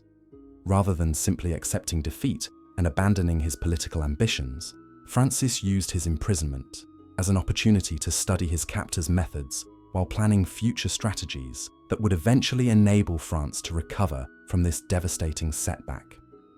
His conduct during captivity demonstrated the psychological resilience and intellectual flexibility that distinguished successful Renaissance monarchs from their less capable contemporaries. The Treaty of Madrid that secured Francis's release created new precedents for how Renaissance monarchs could use diplomatic negotiation and strategic deception to recover from military disasters that would have destroyed medieval kingdoms.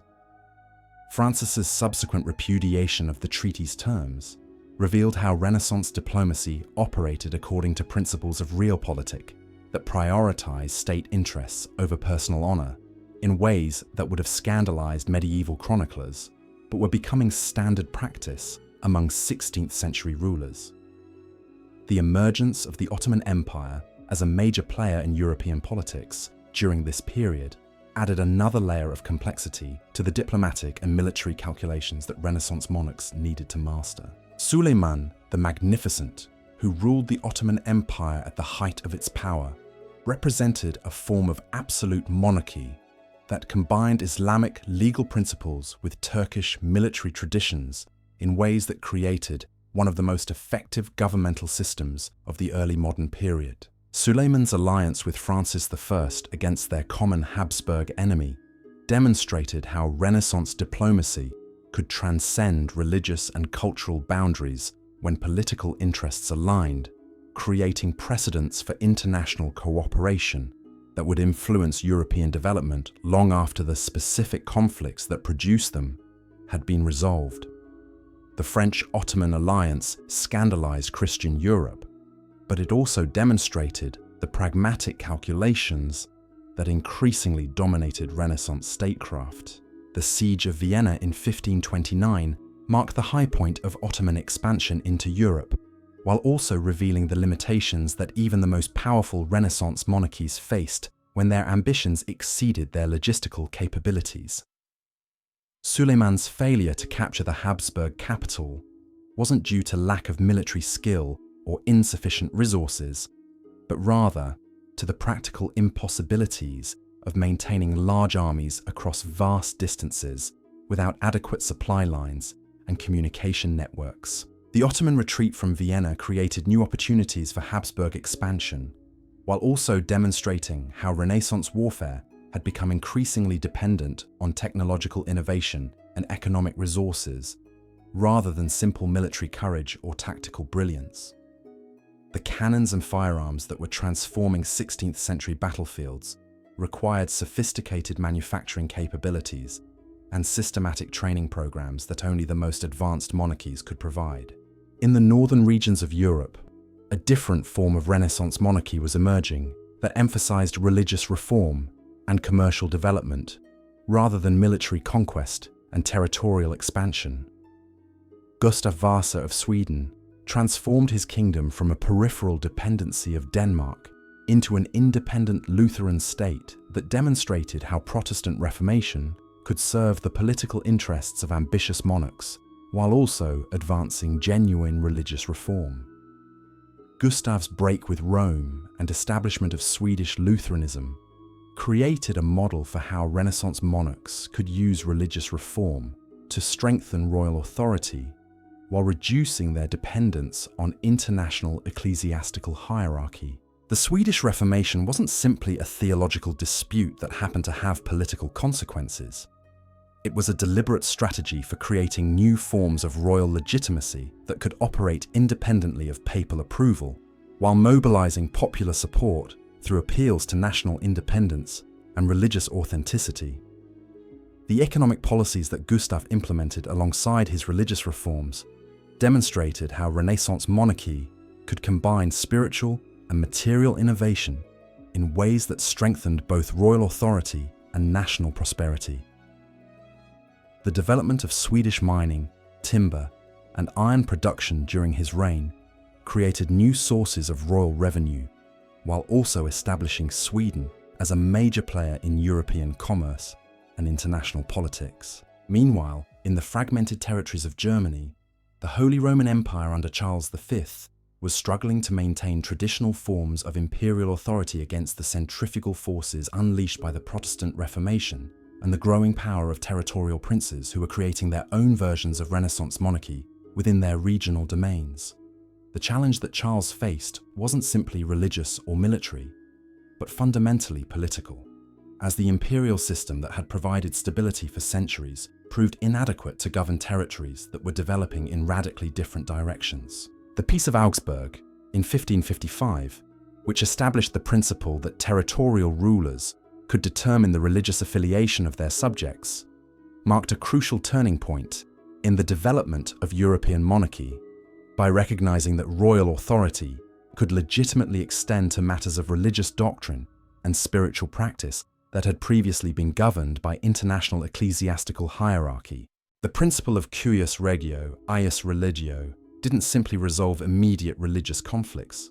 It created new foundations for monarchical authority that would influence European development for centuries. The abdication of Charles V in 1556, when he divided his vast territories between his son Philip and his brother Ferdinand, demonstrated how even the most powerful Renaissance monarchs recognized the practical limitations of personal rule over territories that were becoming too large and complex for any individual to govern effectively. Charles's decision to retire to a monastery wasn't simply the result of exhaustion or religious conviction. It was a pragmatic recognition that the governmental systems he had inherited were inadequate to meet the challenges that 16th century monarchy faced. The division of the Habsburg dominions created new opportunities for French expansion, while also establishing Spain under Philip II as the dominant European power for the remainder of the 16th century. Philip's inheritance of Spanish territories in Europe and the Americas, combined with his marriage to Mary Tudor and temporary acquisition of the English crown, created the largest empire in human history, while also generating the conflicts and obligations that would eventually exhaust Spanish resources and lead to imperial decline.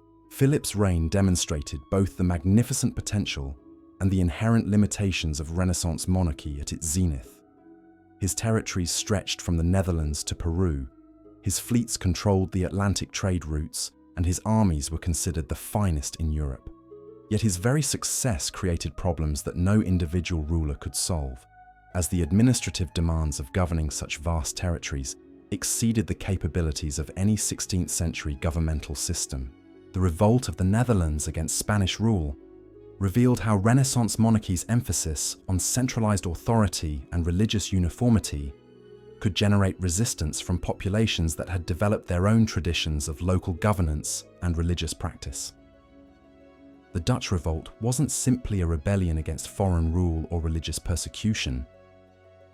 It was a fundamental challenge to the principles of absolute monarchy that Philip represented, creating precedents for popular resistance and republican government that would influence European development for generations. The Spanish Armada of 1588 marked the climactic moment when Renaissance monarchy's claims to divine sanction and inevitable victory collided with the practical realities of naval warfare, English determination, and meteorological chance. Philip's attempt to conquer England and restore Catholic authority represented the logical culmination of counter-Reformation monarchy. But its failure demonstrated that even the most powerful rulers remained subject to forces beyond their control. The defeat of the Armada didn't simply represent an English victory over Spanish ambitions. It marked the beginning of a new phase in European development, where maritime power and commercial innovation would become more important than territorial control and agricultural production in determining the relative strength of different monarchies. The future would belong to rulers who could adapt to these changing circumstances, rather than those who clung to traditional sources of power and authority.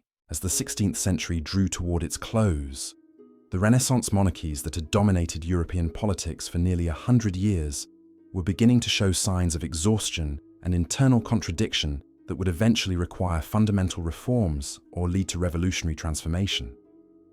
The religious wars that had consumed so much energy and resources were creating new forms of political consciousness among populations that were no longer willing to accept royal authority without question or condition.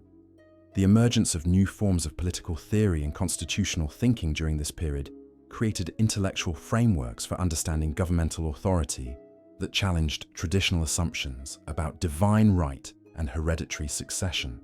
The works of political theorists like Jean Bodin and Johannes Althusius provided alternative models for organizing political authority that would eventually influence the development of constitutional monarchy and republican government throughout Europe. The witch trials and religious persecution that characterized the later 16th century revealed the dark side of Renaissance monarchies' claims to absolute authority over the spiritual and temporal welfare of royal subjects. The systematic persecution of religious minorities and alleged heretics demonstrated how royal power, when unchecked by institutional constraints or popular consent, could produce horrors that scandalized even contemporaries who were accustomed to political violence as a normal feature of royal government. Yet the same period also witnessed remarkable achievements in art, literature, science, and exploration that demonstrated the creative potential of Renaissance monarchy when it functioned as a patron of human achievement rather than simply an instrument of political control. The works of Shakespeare, Cervantes, and other literary masters were produced within monarchical systems that provided both inspiration and financial support for creative achievement, while also imposing censorship and political constraints that influenced the form and content of artistic expression.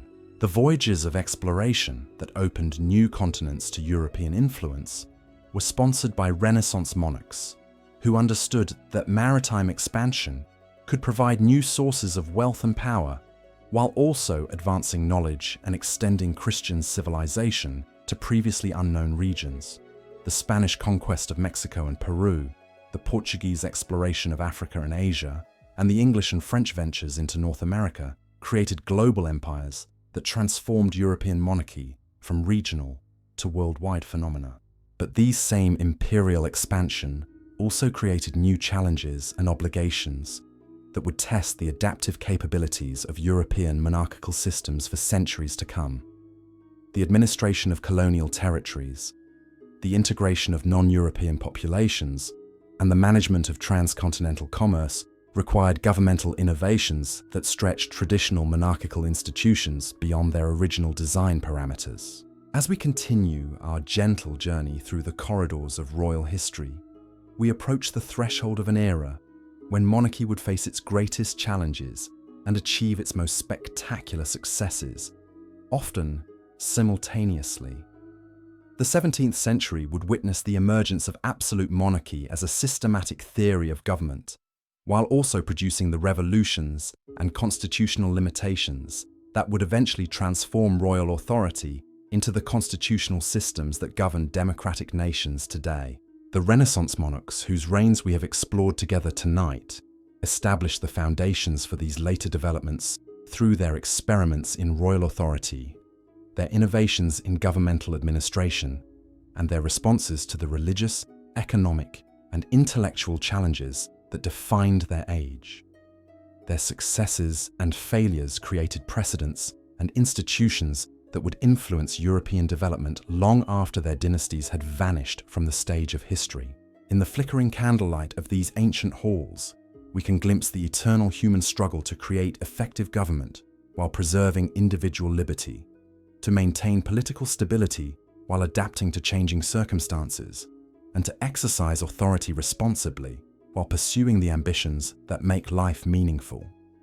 The Renaissance monarchs whose stories have accompanied us through this portion of our journey remind us that political leadership requires not just power and intelligence, but also the wisdom to understand the limitations of human authority and the courage to accept responsibility for consequences that extend far beyond individual intention or control. The 17th century opened like a vast theatre where the greatest drama of monarchy would unfold, bringing with it kings who would claim dominion over the very souls of their subjects, while queens wielded power that medieval rulers could never have conceived. This was the age when royal authority would crystallize into its most absolute form, creating palaces that served as temples to monarchical power, while simultaneously generating the intellectual and political forces that would eventually challenge the divine right of kings itself. In the gilded halls of Versailles, a young Louis XIV was learning lessons about kingship that would transform not only France, but the entire concept of what it meant to rule by divine appointment. The boy who would become the Sun King understood instinctively that 17th century monarchy required more than inherited authority or military success. It demanded the creation of an entire cosmology of power, where every gesture, every ceremony, every architectural detail served to reinforce the sacred nature of royal authority, while binding the nobility to the crown through bonds of dependence and awe. Louis's transformation of his father's modest hunting lodge into the most magnificent palace in European history wasn't simply an expression of personal vanity or architectural ambition. It was a deliberate political strategy designed to solve the fundamental problem that had plagued French monarchy for centuries. How could kings maintain absolute authority over nobles who possessed their own territories, armies, and sources of wealth that might challenge royal supremacy? The answer lay in creating a system where proximity to the monarch became more valuable than independent power, where the greatest nobles competed for the privilege of attending royal ceremonies rather than plotting rebellion in their provincial strongholds. The elaborate court ceremonial that Louis developed at Versailles transformed the most basic human activities into sacred rituals that reinforced royal divinity, while providing endless opportunities for nobles to demonstrate their loyalty and compete for royal favour.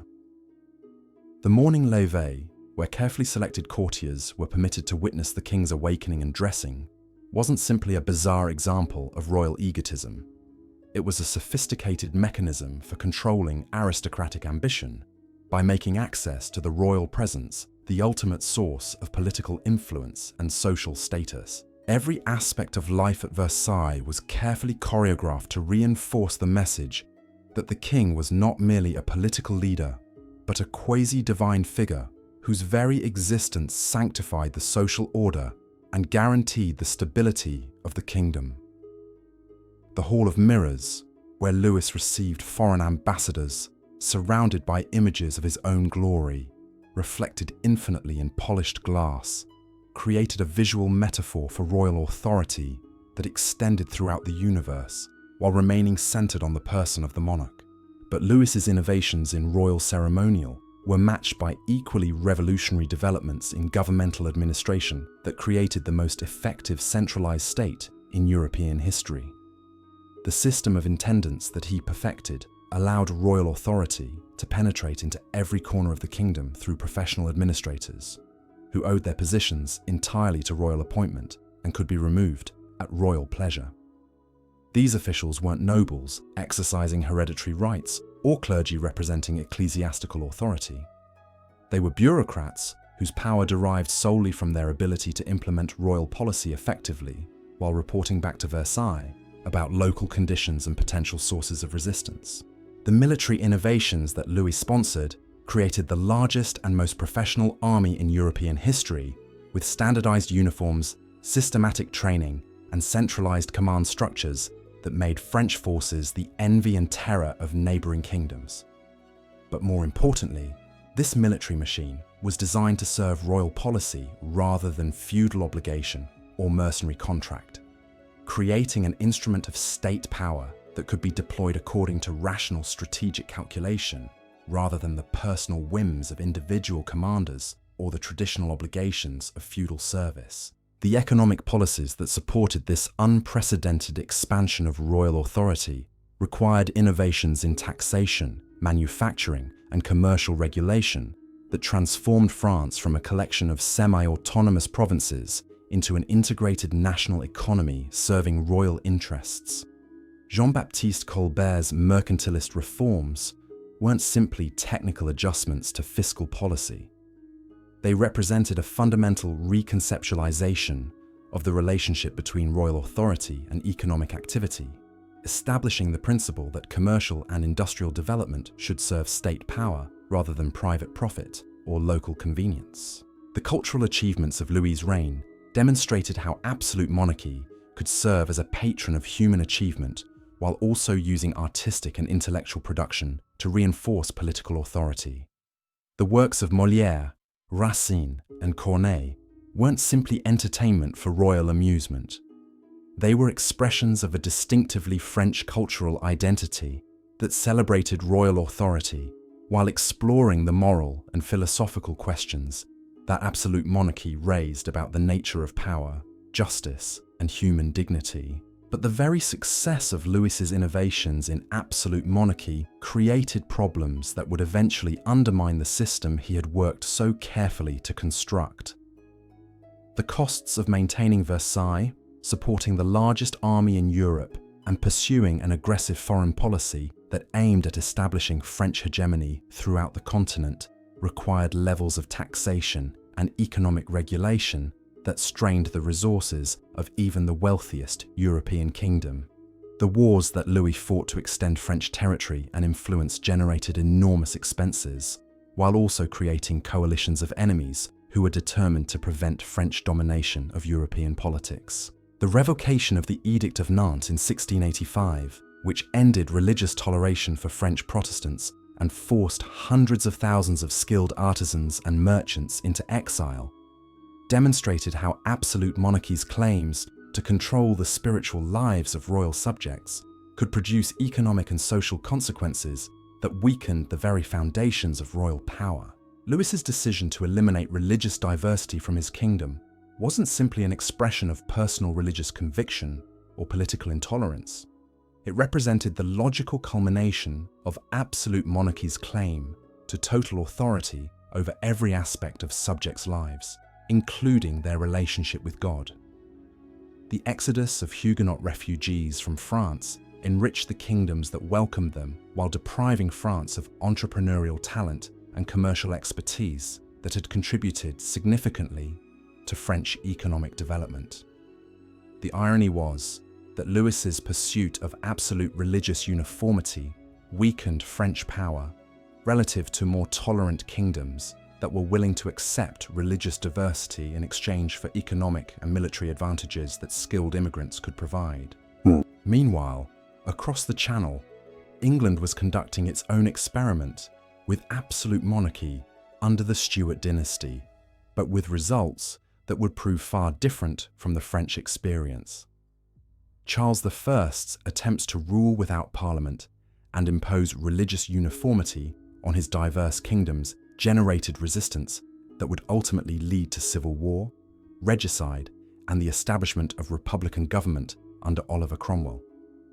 The English Civil War represented the first systematic challenge to divine right monarchy in European history, creating precedents for popular resistance and constitutional limitation that would influence political development throughout the continent. The execution of Charles I in 1649 sent shockwaves throughout European courts, demonstrating that even kings who claimed divine sanction for their authority could be held accountable to their subjects for their policies and conduct. The ceremony of royal execution wasn't simply a political act or expression of popular anger. It was a deliberate rejection of the theological and philosophical foundations of absolute monarchy, establishing the principle that royal authority derived from popular consent rather than divine appointment, and could be withdrawn when monarchs failed to serve the interests of those they governed. The Commonwealth period under Cromwell demonstrated that effective government didn't require royal authority, but it also revealed the practical difficulties of maintaining political stability without the traditional sources of legitimacy that monarchy provided. Cromwell's struggle to establish lasting institutions that could govern England without a king illustrated the challenges that republican government faced in societies where political authority had been organized around monarchical principles for centuries.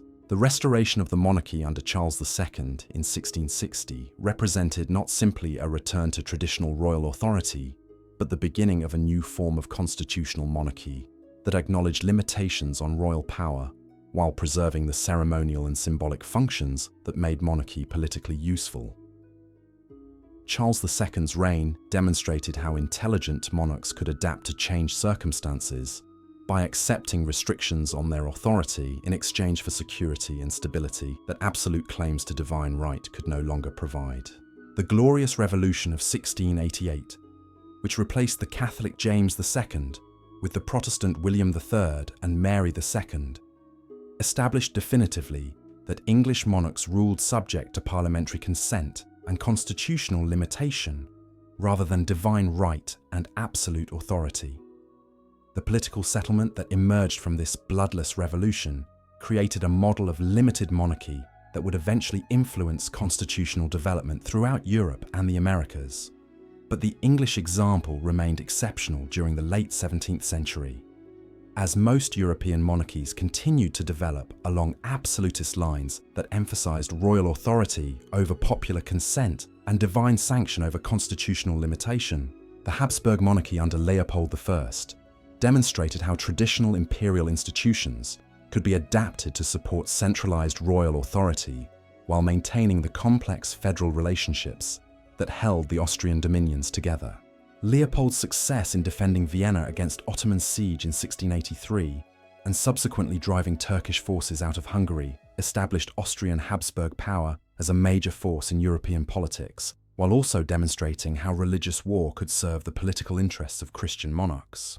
The emergence of Brandenburg Prussia under the Great Elector. Frederick William represented another model of 17th century state building that emphasized military efficiency and administrative competence over cultural magnificence or religious authority. The Prussian system that emerged during this period created one of the most effective military machines in European history, while also developing administrative institutions that could extract maximum resources from limited territorial base through systematic organization and professional competence. Frederick William's innovations in military organization and state finance demonstrated how smaller kingdoms could compete with larger powers through superior efficiency and strategic focus, rather than trying to match their resources or territorial extent. The Prussian model would eventually influence military and administrative development throughout Europe, while also providing an alternative to the French example of absolute monarchy based on cultural splendor and ceremonial magnificence. In the northern regions of Europe, Sweden under Charles XII was pursuing its own version of absolute monarchy based on military conquest and territorial expansion that would briefly establish Swedish dominance throughout the Baltic region, before collapsing under the weight of its own ambitions. Charles's victories against Russian, Polish, and Danish forces demonstrated the continued importance of personal military leadership in 17th century warfare, while also revealing the limitations that even the most successful military monarchs faced when their ambitions exceeded their resources. The Great Northern War that consumed the later years of Charles's reign illustrated how 17th century warfare had evolved into conflicts of attrition that tested the administrative and economic capabilities of entire kingdoms, rather than simply the tactical skills of individual commanders or the courage of professional armies. The eventual Swedish defeat at Poltava in 1709 marked the beginning of Russian emergence as a major European power, while also demonstrating the practical limitations of military monarchy when faced with enemies who possessed superior resources and more effective governmental systems. The reign of Peter the Great of Russia represented perhaps the most dramatic example of how 17th and early 18th century monarchs could transform their kingdoms through systematic reform and cultural revolution imposed from above through absolute royal authority. Peter's determination to modernize Russia according to Western European models required not just administrative and military reforms, but fundamental changes in Russian culture, religion, and social organization that challenged centuries of traditional practice. Peter's creation of St. Petersburg as a new capital, designed according to European architectural principles, demonstrated how absolute monarchs could literally reshape the physical environment to reflect their vision of modern royal authority. The new city wasn't simply a more convenient location for government administration.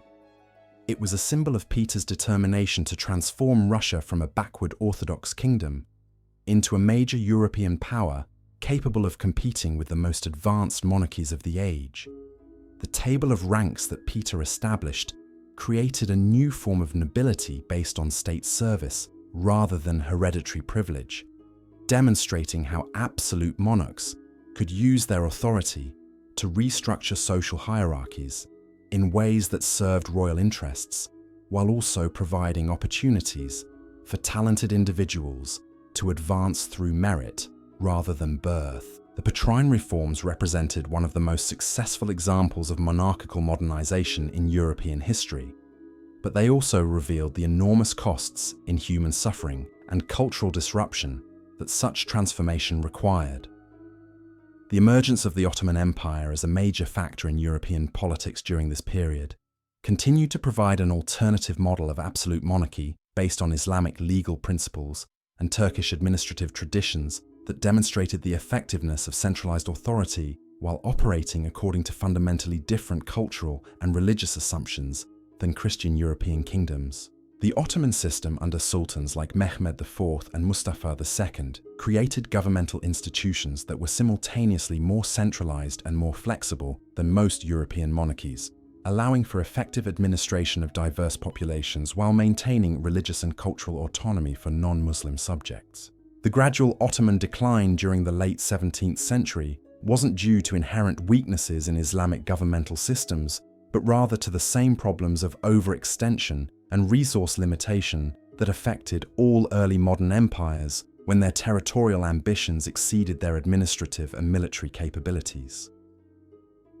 The Ottoman retreat from European territories after the failure at Vienna created opportunities for Austrian and Russian expansion, while also demonstrating the cyclical nature of imperial power that characterized early modern international politics. The scientific revolution that transformed European intellectual life during the 17th century created new challenges and opportunities for absolute monarchy, as traditional sources of authority based on religious doctrine and classical precedent came under systematic questioning by natural philosophers who insisted that knowledge should be based on empirical observation rather than received wisdom. The works of scientists like Galileo, Newton, and Descartes didn't simply advance human understanding of natural phenomena. They created new methods of inquiry and standards of evidence that could potentially be applied to political and social questions in ways that challenged traditional justifications for royal authority. The academies of science that absolute monarchs established in their capitals served multiple purposes in the complex relationship between royal power and intellectual innovation. These institutions provided royal patronage for scientific research, while also demonstrating monarchical commitment to advancing human knowledge and supporting practical applications that could strengthen royal government. But they also created communities of learned individuals whose expertise and international connections provided them with sources of authority and influence that operated independently of royal control. The religious conflicts that continued to divide European Christianity throughout the 17th century provided both opportunities and constraints for absolute monarchs who needed to balance the competing demands of religious authenticity, political necessity, and international diplomacy.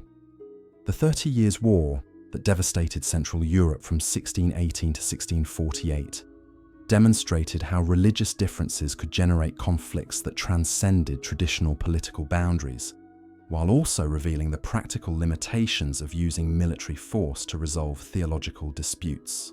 The Peace of Westphalia that ended the 30 Years' War established new principles of international relations that emphasized state sovereignty and territorial integrity over religious unity or imperial authority, creating a system of competing nation-states that would dominate European politics for centuries.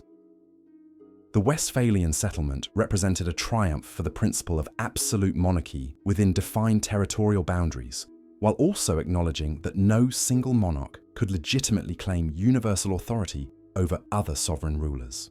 The economic development that characterized the 17th century created new sources of wealth and power that absolute monarchs needed to control or accommodate if they wanted to maintain their authority over increasingly complex societies. The growth of international trade, colonial expansion, and manufacturing created merchant classes whose economic importance gave them political influence that traditional noble hierarchies found difficult to contain or direct. The Dutch Republic during its golden age demonstrated how commercial prosperity and cultural achievement could flourish under republican institutions that distributed political authority among multiple stakeholders rather than concentrating it in a single monarch. The Dutch example provided an alternative model of political organization that challenged absolute monarchy's claims to be the most effective form of government, while also demonstrating how religious toleration and economic freedom could serve practical political purposes.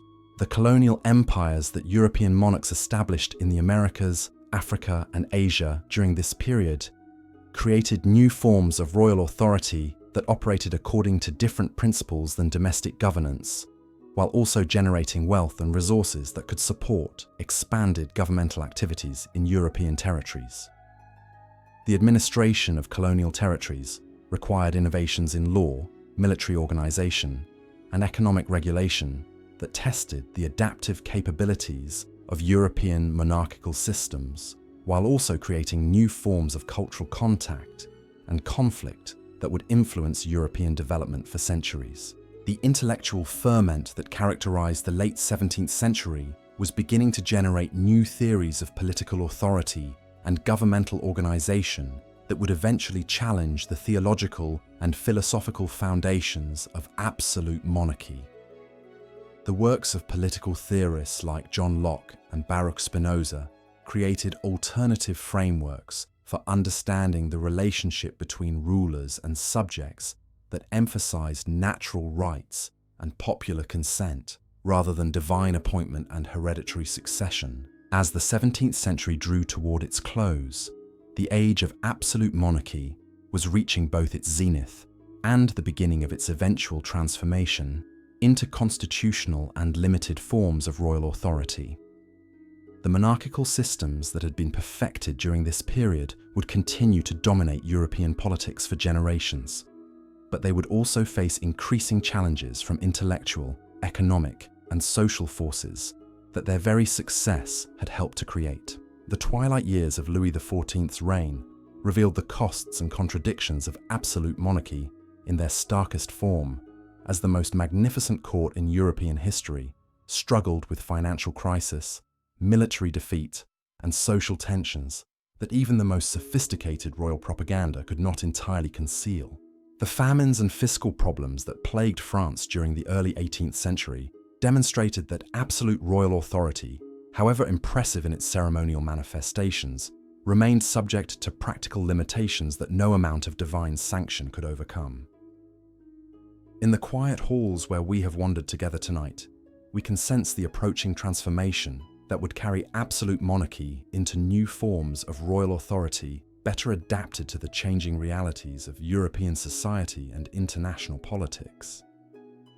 The monarchs whose reigns we have explored established precedents and institutions that would influence political development long after their particular systems had been modified or replaced by more flexible arrangements. The 17th century had witnessed monarchy at both its most magnificent and most vulnerable, creating governmental systems of unprecedented sophistication, while also generating the intellectual and political forces that would eventually require fundamental reforms in how royal authority was understood and exercised. As we continue our gentle journey through the corridors of royal history, we approach an age when monarchs would need to master new forms of statecraft, while preserving the essential functions that had made monarchy politically useful for over a millennium of European development. The 18th century dawned with a deceptive tranquility across the courts of Europe, like morning mist settling over battlefields where the ghosts of absolute monarchy still walked among the living. Yet beneath this seeming calm, new currents were stirring that would transform the very foundations upon which royal authority had rested for generations.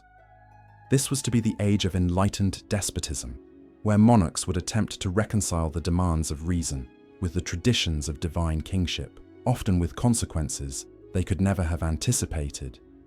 In the amber-lit chambers of Sanssouci, Frederick the Great of Prussia was crafting a new model of royal leadership that combined philosophical sophistication with ruthless political calculation. The king who corresponded with Voltaire and composed musical works for his own flute was the same monarch who would dismember Poland and establish Prussian military dominance through campaigns of methodical brutality. Frederick understood something that many of his contemporaries missed about the evolving nature of 18th century monarchy. Success no longer depended solely on inherited legitimacy or religious sanction, but on the ability to master new forms of knowledge while adapting traditional institutions to serve contemporary purposes. Frederick's Prussia represented a fascinating synthesis of Enlightenment ideals and absolute power, where rational administration and military efficiency created a state machine of unprecedented effectiveness. His legal reforms, which established uniform codes of justice throughout his territories, weren't simply expressions of philosophical commitment to equality before the law. They were practical instruments for strengthening royal authority by reducing the power of local nobles and traditional jurisdictions that had previously limited central control. The economic policies that Frederick implemented demonstrated how enlightened monarchs could use new theories of political economy to increase state revenues while claiming to serve the general welfare of their subjects. His encouragement of agricultural improvement, manufacturing development, and religious toleration weren't purely altruistic gestures. They were calculated strategies for maximizing the human and material resources available to royal government, while creating new sources of political support among populations that had previously been excluded from meaningful participation in public affairs.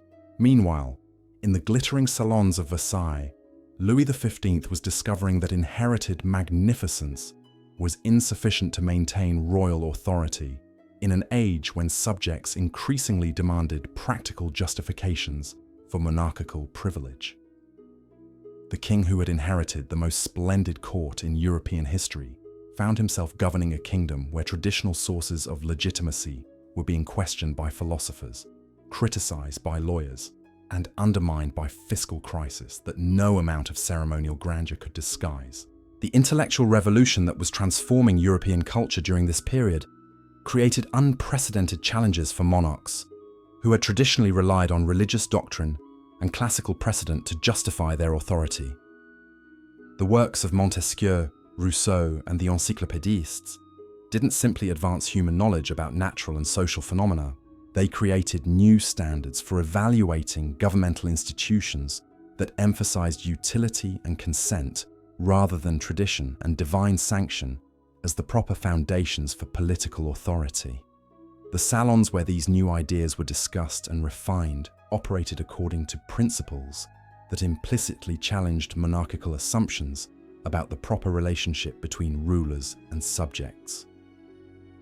In these elegant drawing rooms, aristocratic women like Madame de Pompadour and Madame Geoffrin exercised forms of intellectual and cultural authority that derived from their ability to facilitate conversation and shape opinion, rather than from inherited rank or official position.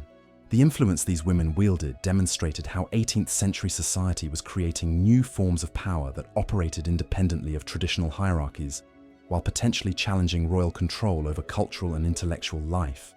The emergence of public opinion as a political force during this period represented perhaps the most significant transformation in the relationship between monarchs and their subjects since the development of feudalism itself. For the first time in European history, rulers needed to consider how their policies would be perceived and discussed by literate populations who possessed independent sources of information and alternative frameworks for evaluating governmental performance. The growth of newspapers, pamphlets, and published criticism created new forms of political communication that monarchs could influence but not entirely control. Kings, who had once been able to manage their reputations through court chroniclers and official propaganda, now faced the challenge of responding to criticism that could spread throughout their kingdoms faster than royal censorship could suppress it. This transformation required new skills in public relations and political communication that few 18th century monarchs possessed or even understood they needed. Across the Atlantic, the American colonies were beginning to develop their own ideas about legitimate government that would eventually challenge not just British imperial authority, but the entire European tradition of monarchical rule. The colonial assemblies that had emerged throughout British America created precedents for representative government that operated according to principles quite different from those that governed European political systems. When conflicts arose between colonial interests and imperial policy, American leaders increasingly turned to theories of natural rights and popular sovereignty that provided intellectual justification for resistance to royal authority. The 7 Years' War, which raged across multiple continents from 1756 to 1763, demonstrated how 18th century conflicts had evolved beyond the dynastic disputes and territorial ambitions that had characterized earlier European warfare. This was truly the first global war, where battles in India and North America determined the balance of power in European capitals, while colonial resources provided the financial foundation for military campaigns that spanned oceans and continents. Frederick's survival during this massive conflict, when Prussia faced a coalition that included France, Austria, Russia, and most of the German states, revealed both the strengths and limitations of enlightened despotism when subjected to existential pressure.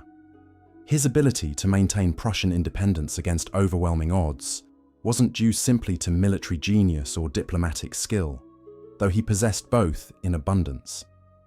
It reflected the systematic reforms he had implemented during peacetime that created administrative and military institutions capable of extraordinary performance under extreme stress. But the human cost of Frederick's success was enormous, with Prussian casualties reaching levels that would have destroyed less systematically organized kingdoms, while the devastation inflicted on civilian populations demonstrated how enlightened principles could coexist with unprecedented brutality when state survival was at stake. The contradiction between Frederick's philosophical sophistication and his military ruthlessness illustrated the fundamental tensions within enlightened despotism that would eventually require resolution through more systematic reforms or revolutionary transformation. The British victory in the 7 Years' War established English-speaking peoples as the dominant global power, while also creating the financial pressures that would eventually lead to the American Revolution. The costs of defending and administering the expanded empire that Britain acquired through this conflict required new approaches to taxation and imperial governance that challenged traditional relationships between the mother country and colonial territories. The attempts by successive British governments to extract revenue from American colonies through measures like the Stamp Act and Tea Act generated resistance based on principles of representation and consent that had deep roots in English constitutional tradition, but radical implications when applied to imperial relationships. The American colonists, who proclaimed that taxation without representation was tyranny, weren't simply expressing narrow self-interest. They were articulating a theory of legitimate government that challenged monarchical authority throughout the Atlantic world. In France, the financial crisis generated by participation in the 7 Years' War and subsequent American Revolutionary War created pressures for governmental reform that would eventually overwhelm the monarchy itself. Louis XVI, who inherited these mounting problems when he ascended the throne in 1774, was a well-intentioned monarch who understood the need for change, but lacked the political skills necessary to implement reforms without triggering the revolutionary forces that would ultimately destroy the ancient regime. The calling of the Estates General in 1789, the first such assembly in over a century and a half, represented Louis XVI's attempt to address fiscal crisis through traditional methods of royal consultation with his subjects. But the representatives who gathered at Versailles brought with them new ideas about popular sovereignty and constitutional government that transformed what was intended to be a royal request for financial assistance into a fundamental challenge to monarchical authority itself. The transformation of the Third Estate into the National Assembly marked the beginning of the French Revolution and the end of absolute monarchy as a viable form of government in Western Europe. The revolutionaries who took the tennis court oath weren't simply rebelling against particular royal policies or demanding specific reforms. They were asserting the principle that legitimate authority derived from popular will rather than divine appointment, creating precedents that would influence political development throughout the modern world. Meanwhile, in the vast expanses of Russia, Catherine II was conducting her own experiment in enlightened despotism that demonstrated how philosophical principles could be adapted to serve the expansion of imperial power while modernizing governmental institutions. Catherine's legal reforms, educational initiatives, and territorial conquests created a version of enlightened monarchy that was simultaneously more systematic and more ruthless than anything attempted in Western Europe. Catherine's instruction, which attempted to codify Enlightenment principles for Russian legal reform, represented one of the most ambitious efforts to apply philosophical theory to practical governance in 18th century Europe. But the document also revealed the contradictions inherent in trying to reconcile theories based on natural equality with political systems that depended on serfdom and aristocratic privilege for their continued existence. The Pugachev Rebellion, which challenged Catherine's authority throughout southeastern Russia, demonstrated how enlightened reforms could generate expectations among subject populations that monarchical systems were structurally incapable of satisfying. The peasant uprising led by Emelian Pugachev wasn't simply a traditional jacquerie protesting specific grievances. It was a systematic challenge to the social foundations of imperial authority that required military suppression on a scale that revealed the ultimate dependence of enlightened despotism on force rather than consent. The partitions of Poland that Catherine orchestrated in cooperation with Prussia and Austria represented enlightened despotism's approach to international relations, where rational calculation of state interests took precedence over traditional moral constraints or legal obligations. The systematic destruction of Polish independence demonstrated how 18th century monarchs could apply Enlightenment principles of efficiency and utility to territorial expansion while ignoring Enlightenment theories about natural rights and popular sovereignty when they conflicted with imperial ambitions. In the German states, a new generation of rulers was experimenting with different approaches to enlightened reform that emphasized gradual modernization rather than revolutionary transformation. Monarchs like Joseph II of Austria and Karl Frederick of Baden attempted to implement systematic reforms in administration, law, and social organization while preserving monarchical authority through careful attention to timing and political management. Joseph II's reforms represented perhaps the most comprehensive attempt to apply Enlightenment principles to traditional monarchical government, with initiatives that addressed everything from religious toleration and peasant emancipation to administrative reorganization and legal codification.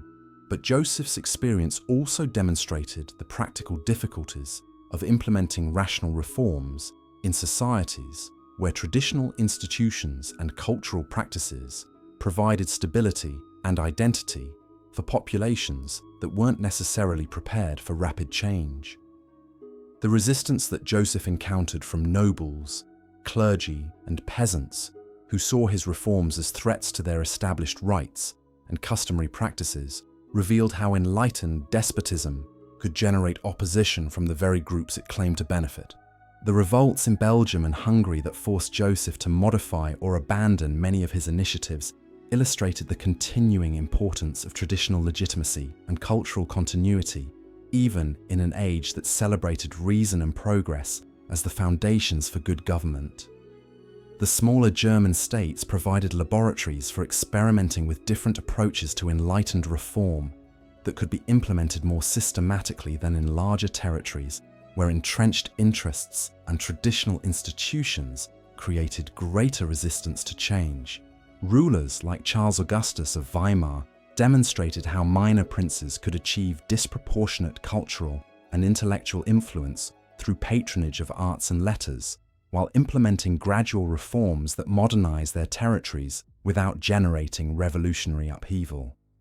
The emergence of German cultural nationalism during this period created new forms of identity and loyalty that would eventually challenge both the fragmented political structure of the Holy Roman Empire and the universal claims of Enlightenment rationalism. The works of writers like Herder and Goethe celebrated distinctive German cultural achievements while also articulating theories of national development that emphasized historical continuity and cultural authenticity rather than abstract rational principles as the proper foundations for political organization. In Spain, the Bourbon reforms implemented by Charles III represented another version of enlightened despotism adapted to the specific challenges of governing a global empire that stretched from Europe to the Americas and the Philippines. The administrative reorganization, economic development, and military modernization that Charles sponsored demonstrated how 18th century monarchs could use Enlightenment principles to strengthen imperial authority while adapting to changing international circumstances. But the Spanish reforms also generated resistance from colonial populations who saw centralization and increased taxation as threats to traditional autonomy and customary privileges. The revolts in Peru and New Granada that challenged Spanish authority during this period revealed how enlightened reforms could have revolutionary implications when applied to colonial territories where different ethnic groups possessed competing claims to legitimate authority. The expulsion of the Jesuits from Spanish territories in 1767 illustrated how enlightened monarchs could use anti-clerical policies to strengthen royal authority while also demonstrating the international ramifications of domestic reforms in an age when religious orders, commercial networks, and intellectual communities operated across political boundaries. The emergence of the United States as an independent republic created an entirely new model of political organization that challenged European assumptions about the necessity of monarchical government, while also providing practical demonstration that Enlightenment theories could be successfully implemented through constitutional rather than despotic means. The American experiment in republican government represented not just a successful rebellion against British imperial authority, but a systematic attempt to create political institutions based on popular sovereignty, separation of powers, and constitutional limitation of governmental authority. The influence of American political innovations on European intellectual life was immediate and profound, providing concrete evidence that alternative forms of government could function effectively, while also inspiring political reformers throughout the Atlantic world who sought to apply similar principles to their own circumstances.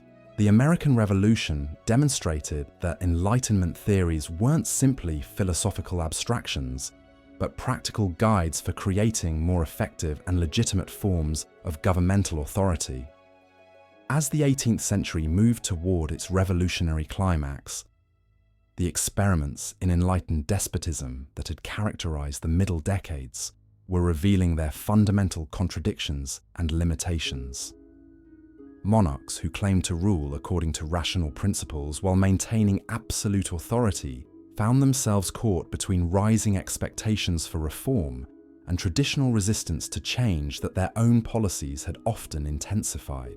The financial crises, social tensions, and intellectual ferment that marked the final decades of the century created conditions that would test every assumption about royal authority while generating new forms of political consciousness that monarchical institutions were poorly equipped to contain or channel. The age of enlightened despotism had created more problems than it had solved, raising questions about legitimate government that could no longer be answered through traditional appeals to divine right or inherited authority. In the candlelit chambers where we have wandered together through these transformative decades, we can sense the approaching storm that would sweep away much of the old order while creating new possibilities for human freedom and political participation. The monarchs whose experiments we have observed established precedents and generated ideas that would influence political development long after their particular systems had been overthrown or fundamentally transformed by revolutionary forces they had inadvertently helped to create.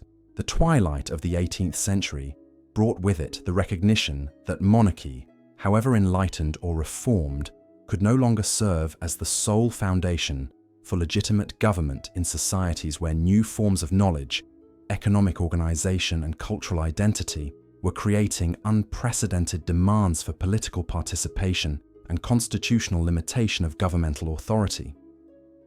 The future would belong to political systems that could reconcile effective governance with popular sovereignty, individual rights with collective welfare, and national identity with universal principles of human dignity and freedom. The revolutionary tempest that swept across Europe in the final decades of the 18th century left no corner of the continent untouched, transforming ancient kingdoms and creating new forms of political possibility that would have been unimaginable just a generation earlier. As the 19th century dawned over a landscape scarred by war and renewal, monarchy itself was being reborn in forms that bore little resemblance to the divine right absolutism that had dominated European politics for centuries. In the smoke-filled councils of post-revolutionary France, Napoleon Bonaparte was forging a new synthesis of democratic legitimacy and imperial authority that would challenge every assumption about how royal power could function in the modern world. The young general, who had risen from obscurity through merit rather than birth, understood instinctively that 19th century monarchy required entirely different foundations than its predecessors. Divine right and inherited privilege were no longer sufficient to command obedience from populations that had tasted the intoxicating possibilities of popular sovereignty and national self-determination. Napoleon's transformation from first consul to emperor represented more than simply another ambitious general seizing power through military coup. It marked the emergence of a new form of monarchical authority based on personal charisma, administrative competence, and national glory, rather than traditional dynastic legitimacy. When Napoleon placed the imperial crown upon his own head in Notre Dame Cathedral, he wasn't simply crowning himself emperor. He was demonstrating that royal authority in the modern age would belong to those capable of earning it, rather than those fortunate enough to inherit it. The Code Napoleon that emerged from his legal reforms created a framework for civil law that would influence legal development throughout Europe and beyond, demonstrating how modern monarchs could achieve lasting influence through institutional innovation rather than military conquest alone. The systematic organization of legal principles according to rational categories reflected Enlightenment influence, while also serving practical needs of governing diverse populations within rapidly expanding imperial boundaries. But Napoleon's greatest innovation was his understanding of how nationalist sentiment could be channeled to support imperial authority rather than challenging it. The Grande Armée that carried French power from Madrid to Moscow wasn't simply a professional military force serving dynastic interests. It was an expression of French national identity that made every soldier a stakeholder in imperial success, while spreading revolutionary ideals throughout Europe in the baggage trains of conquering armies. The impact of Napoleonic warfare on European monarchy extended far beyond immediate military victories and territorial redistributions. The systematic destruction of the Holy Roman Empire in 1806 ended a 1,000-year tradition of universal imperial authority, while creating new opportunities for German political development that would eventually produce unified national monarchy under Prussian leadership. The continental system that Napoleon imposed on European commerce demonstrated how modern imperial power could operate through economic rather than purely military means, creating precedents for later forms of economic nationalism and imperial control. The resistance that Napoleon encountered throughout Europe revealed how his revolutionary innovations had inadvertently strengthened the very forces that would eventually destroy his empire. The Spanish guerrilla warfare that consumed French resources and manpower for years demonstrated how nationalist sentiment could be turned against foreign occupation, regardless of the ideological benefits that conquest might theoretically provide. The Russian campaign of 1812 illustrated the continuing importance of geography and logistics. In an age when military technology had transformed the tactical possibilities of warfare without eliminating its fundamental strategic constraints. Meanwhile, in the German states, the humiliation of military defeat and foreign occupation was generating new forms of cultural and political consciousness that would eventually challenge both Napoleonic hegemony and traditional particularist loyalties. The reforms implemented by Prussian ministers like Stein and Hardenberg weren't simply administrative adjustments designed to improve governmental efficiency. They represented systematic attempts to mobilize popular energy for national resistance, while modernizing political institutions that had proven inadequate to contemporary challenges. As our 1,000-year journey through the halls of royal power draws to its gentle close, we find ourselves standing at the threshold where medieval monarchy began its transformation into the modern world. From Clovis forging the first synthesis of Germanic warrior culture and Christian authority, through the magnificent courts of Renaissance princes, to the revolutionary upheavals that would reshape the very foundations of political legitimacy, we have witnessed how human ambition and institutional innovation dance together across the centuries to create the complex tapestry of European civilization.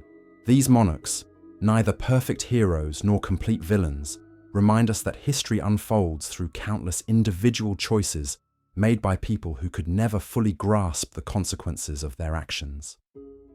In the flickering candlelight of memory, their stories become our inheritance, carrying us peacefully towards sleep with dreams filled with the eternal human struggle to balance power with justice, tradition with progress, and the weight of crowns with the freedom that makes life itself worth living.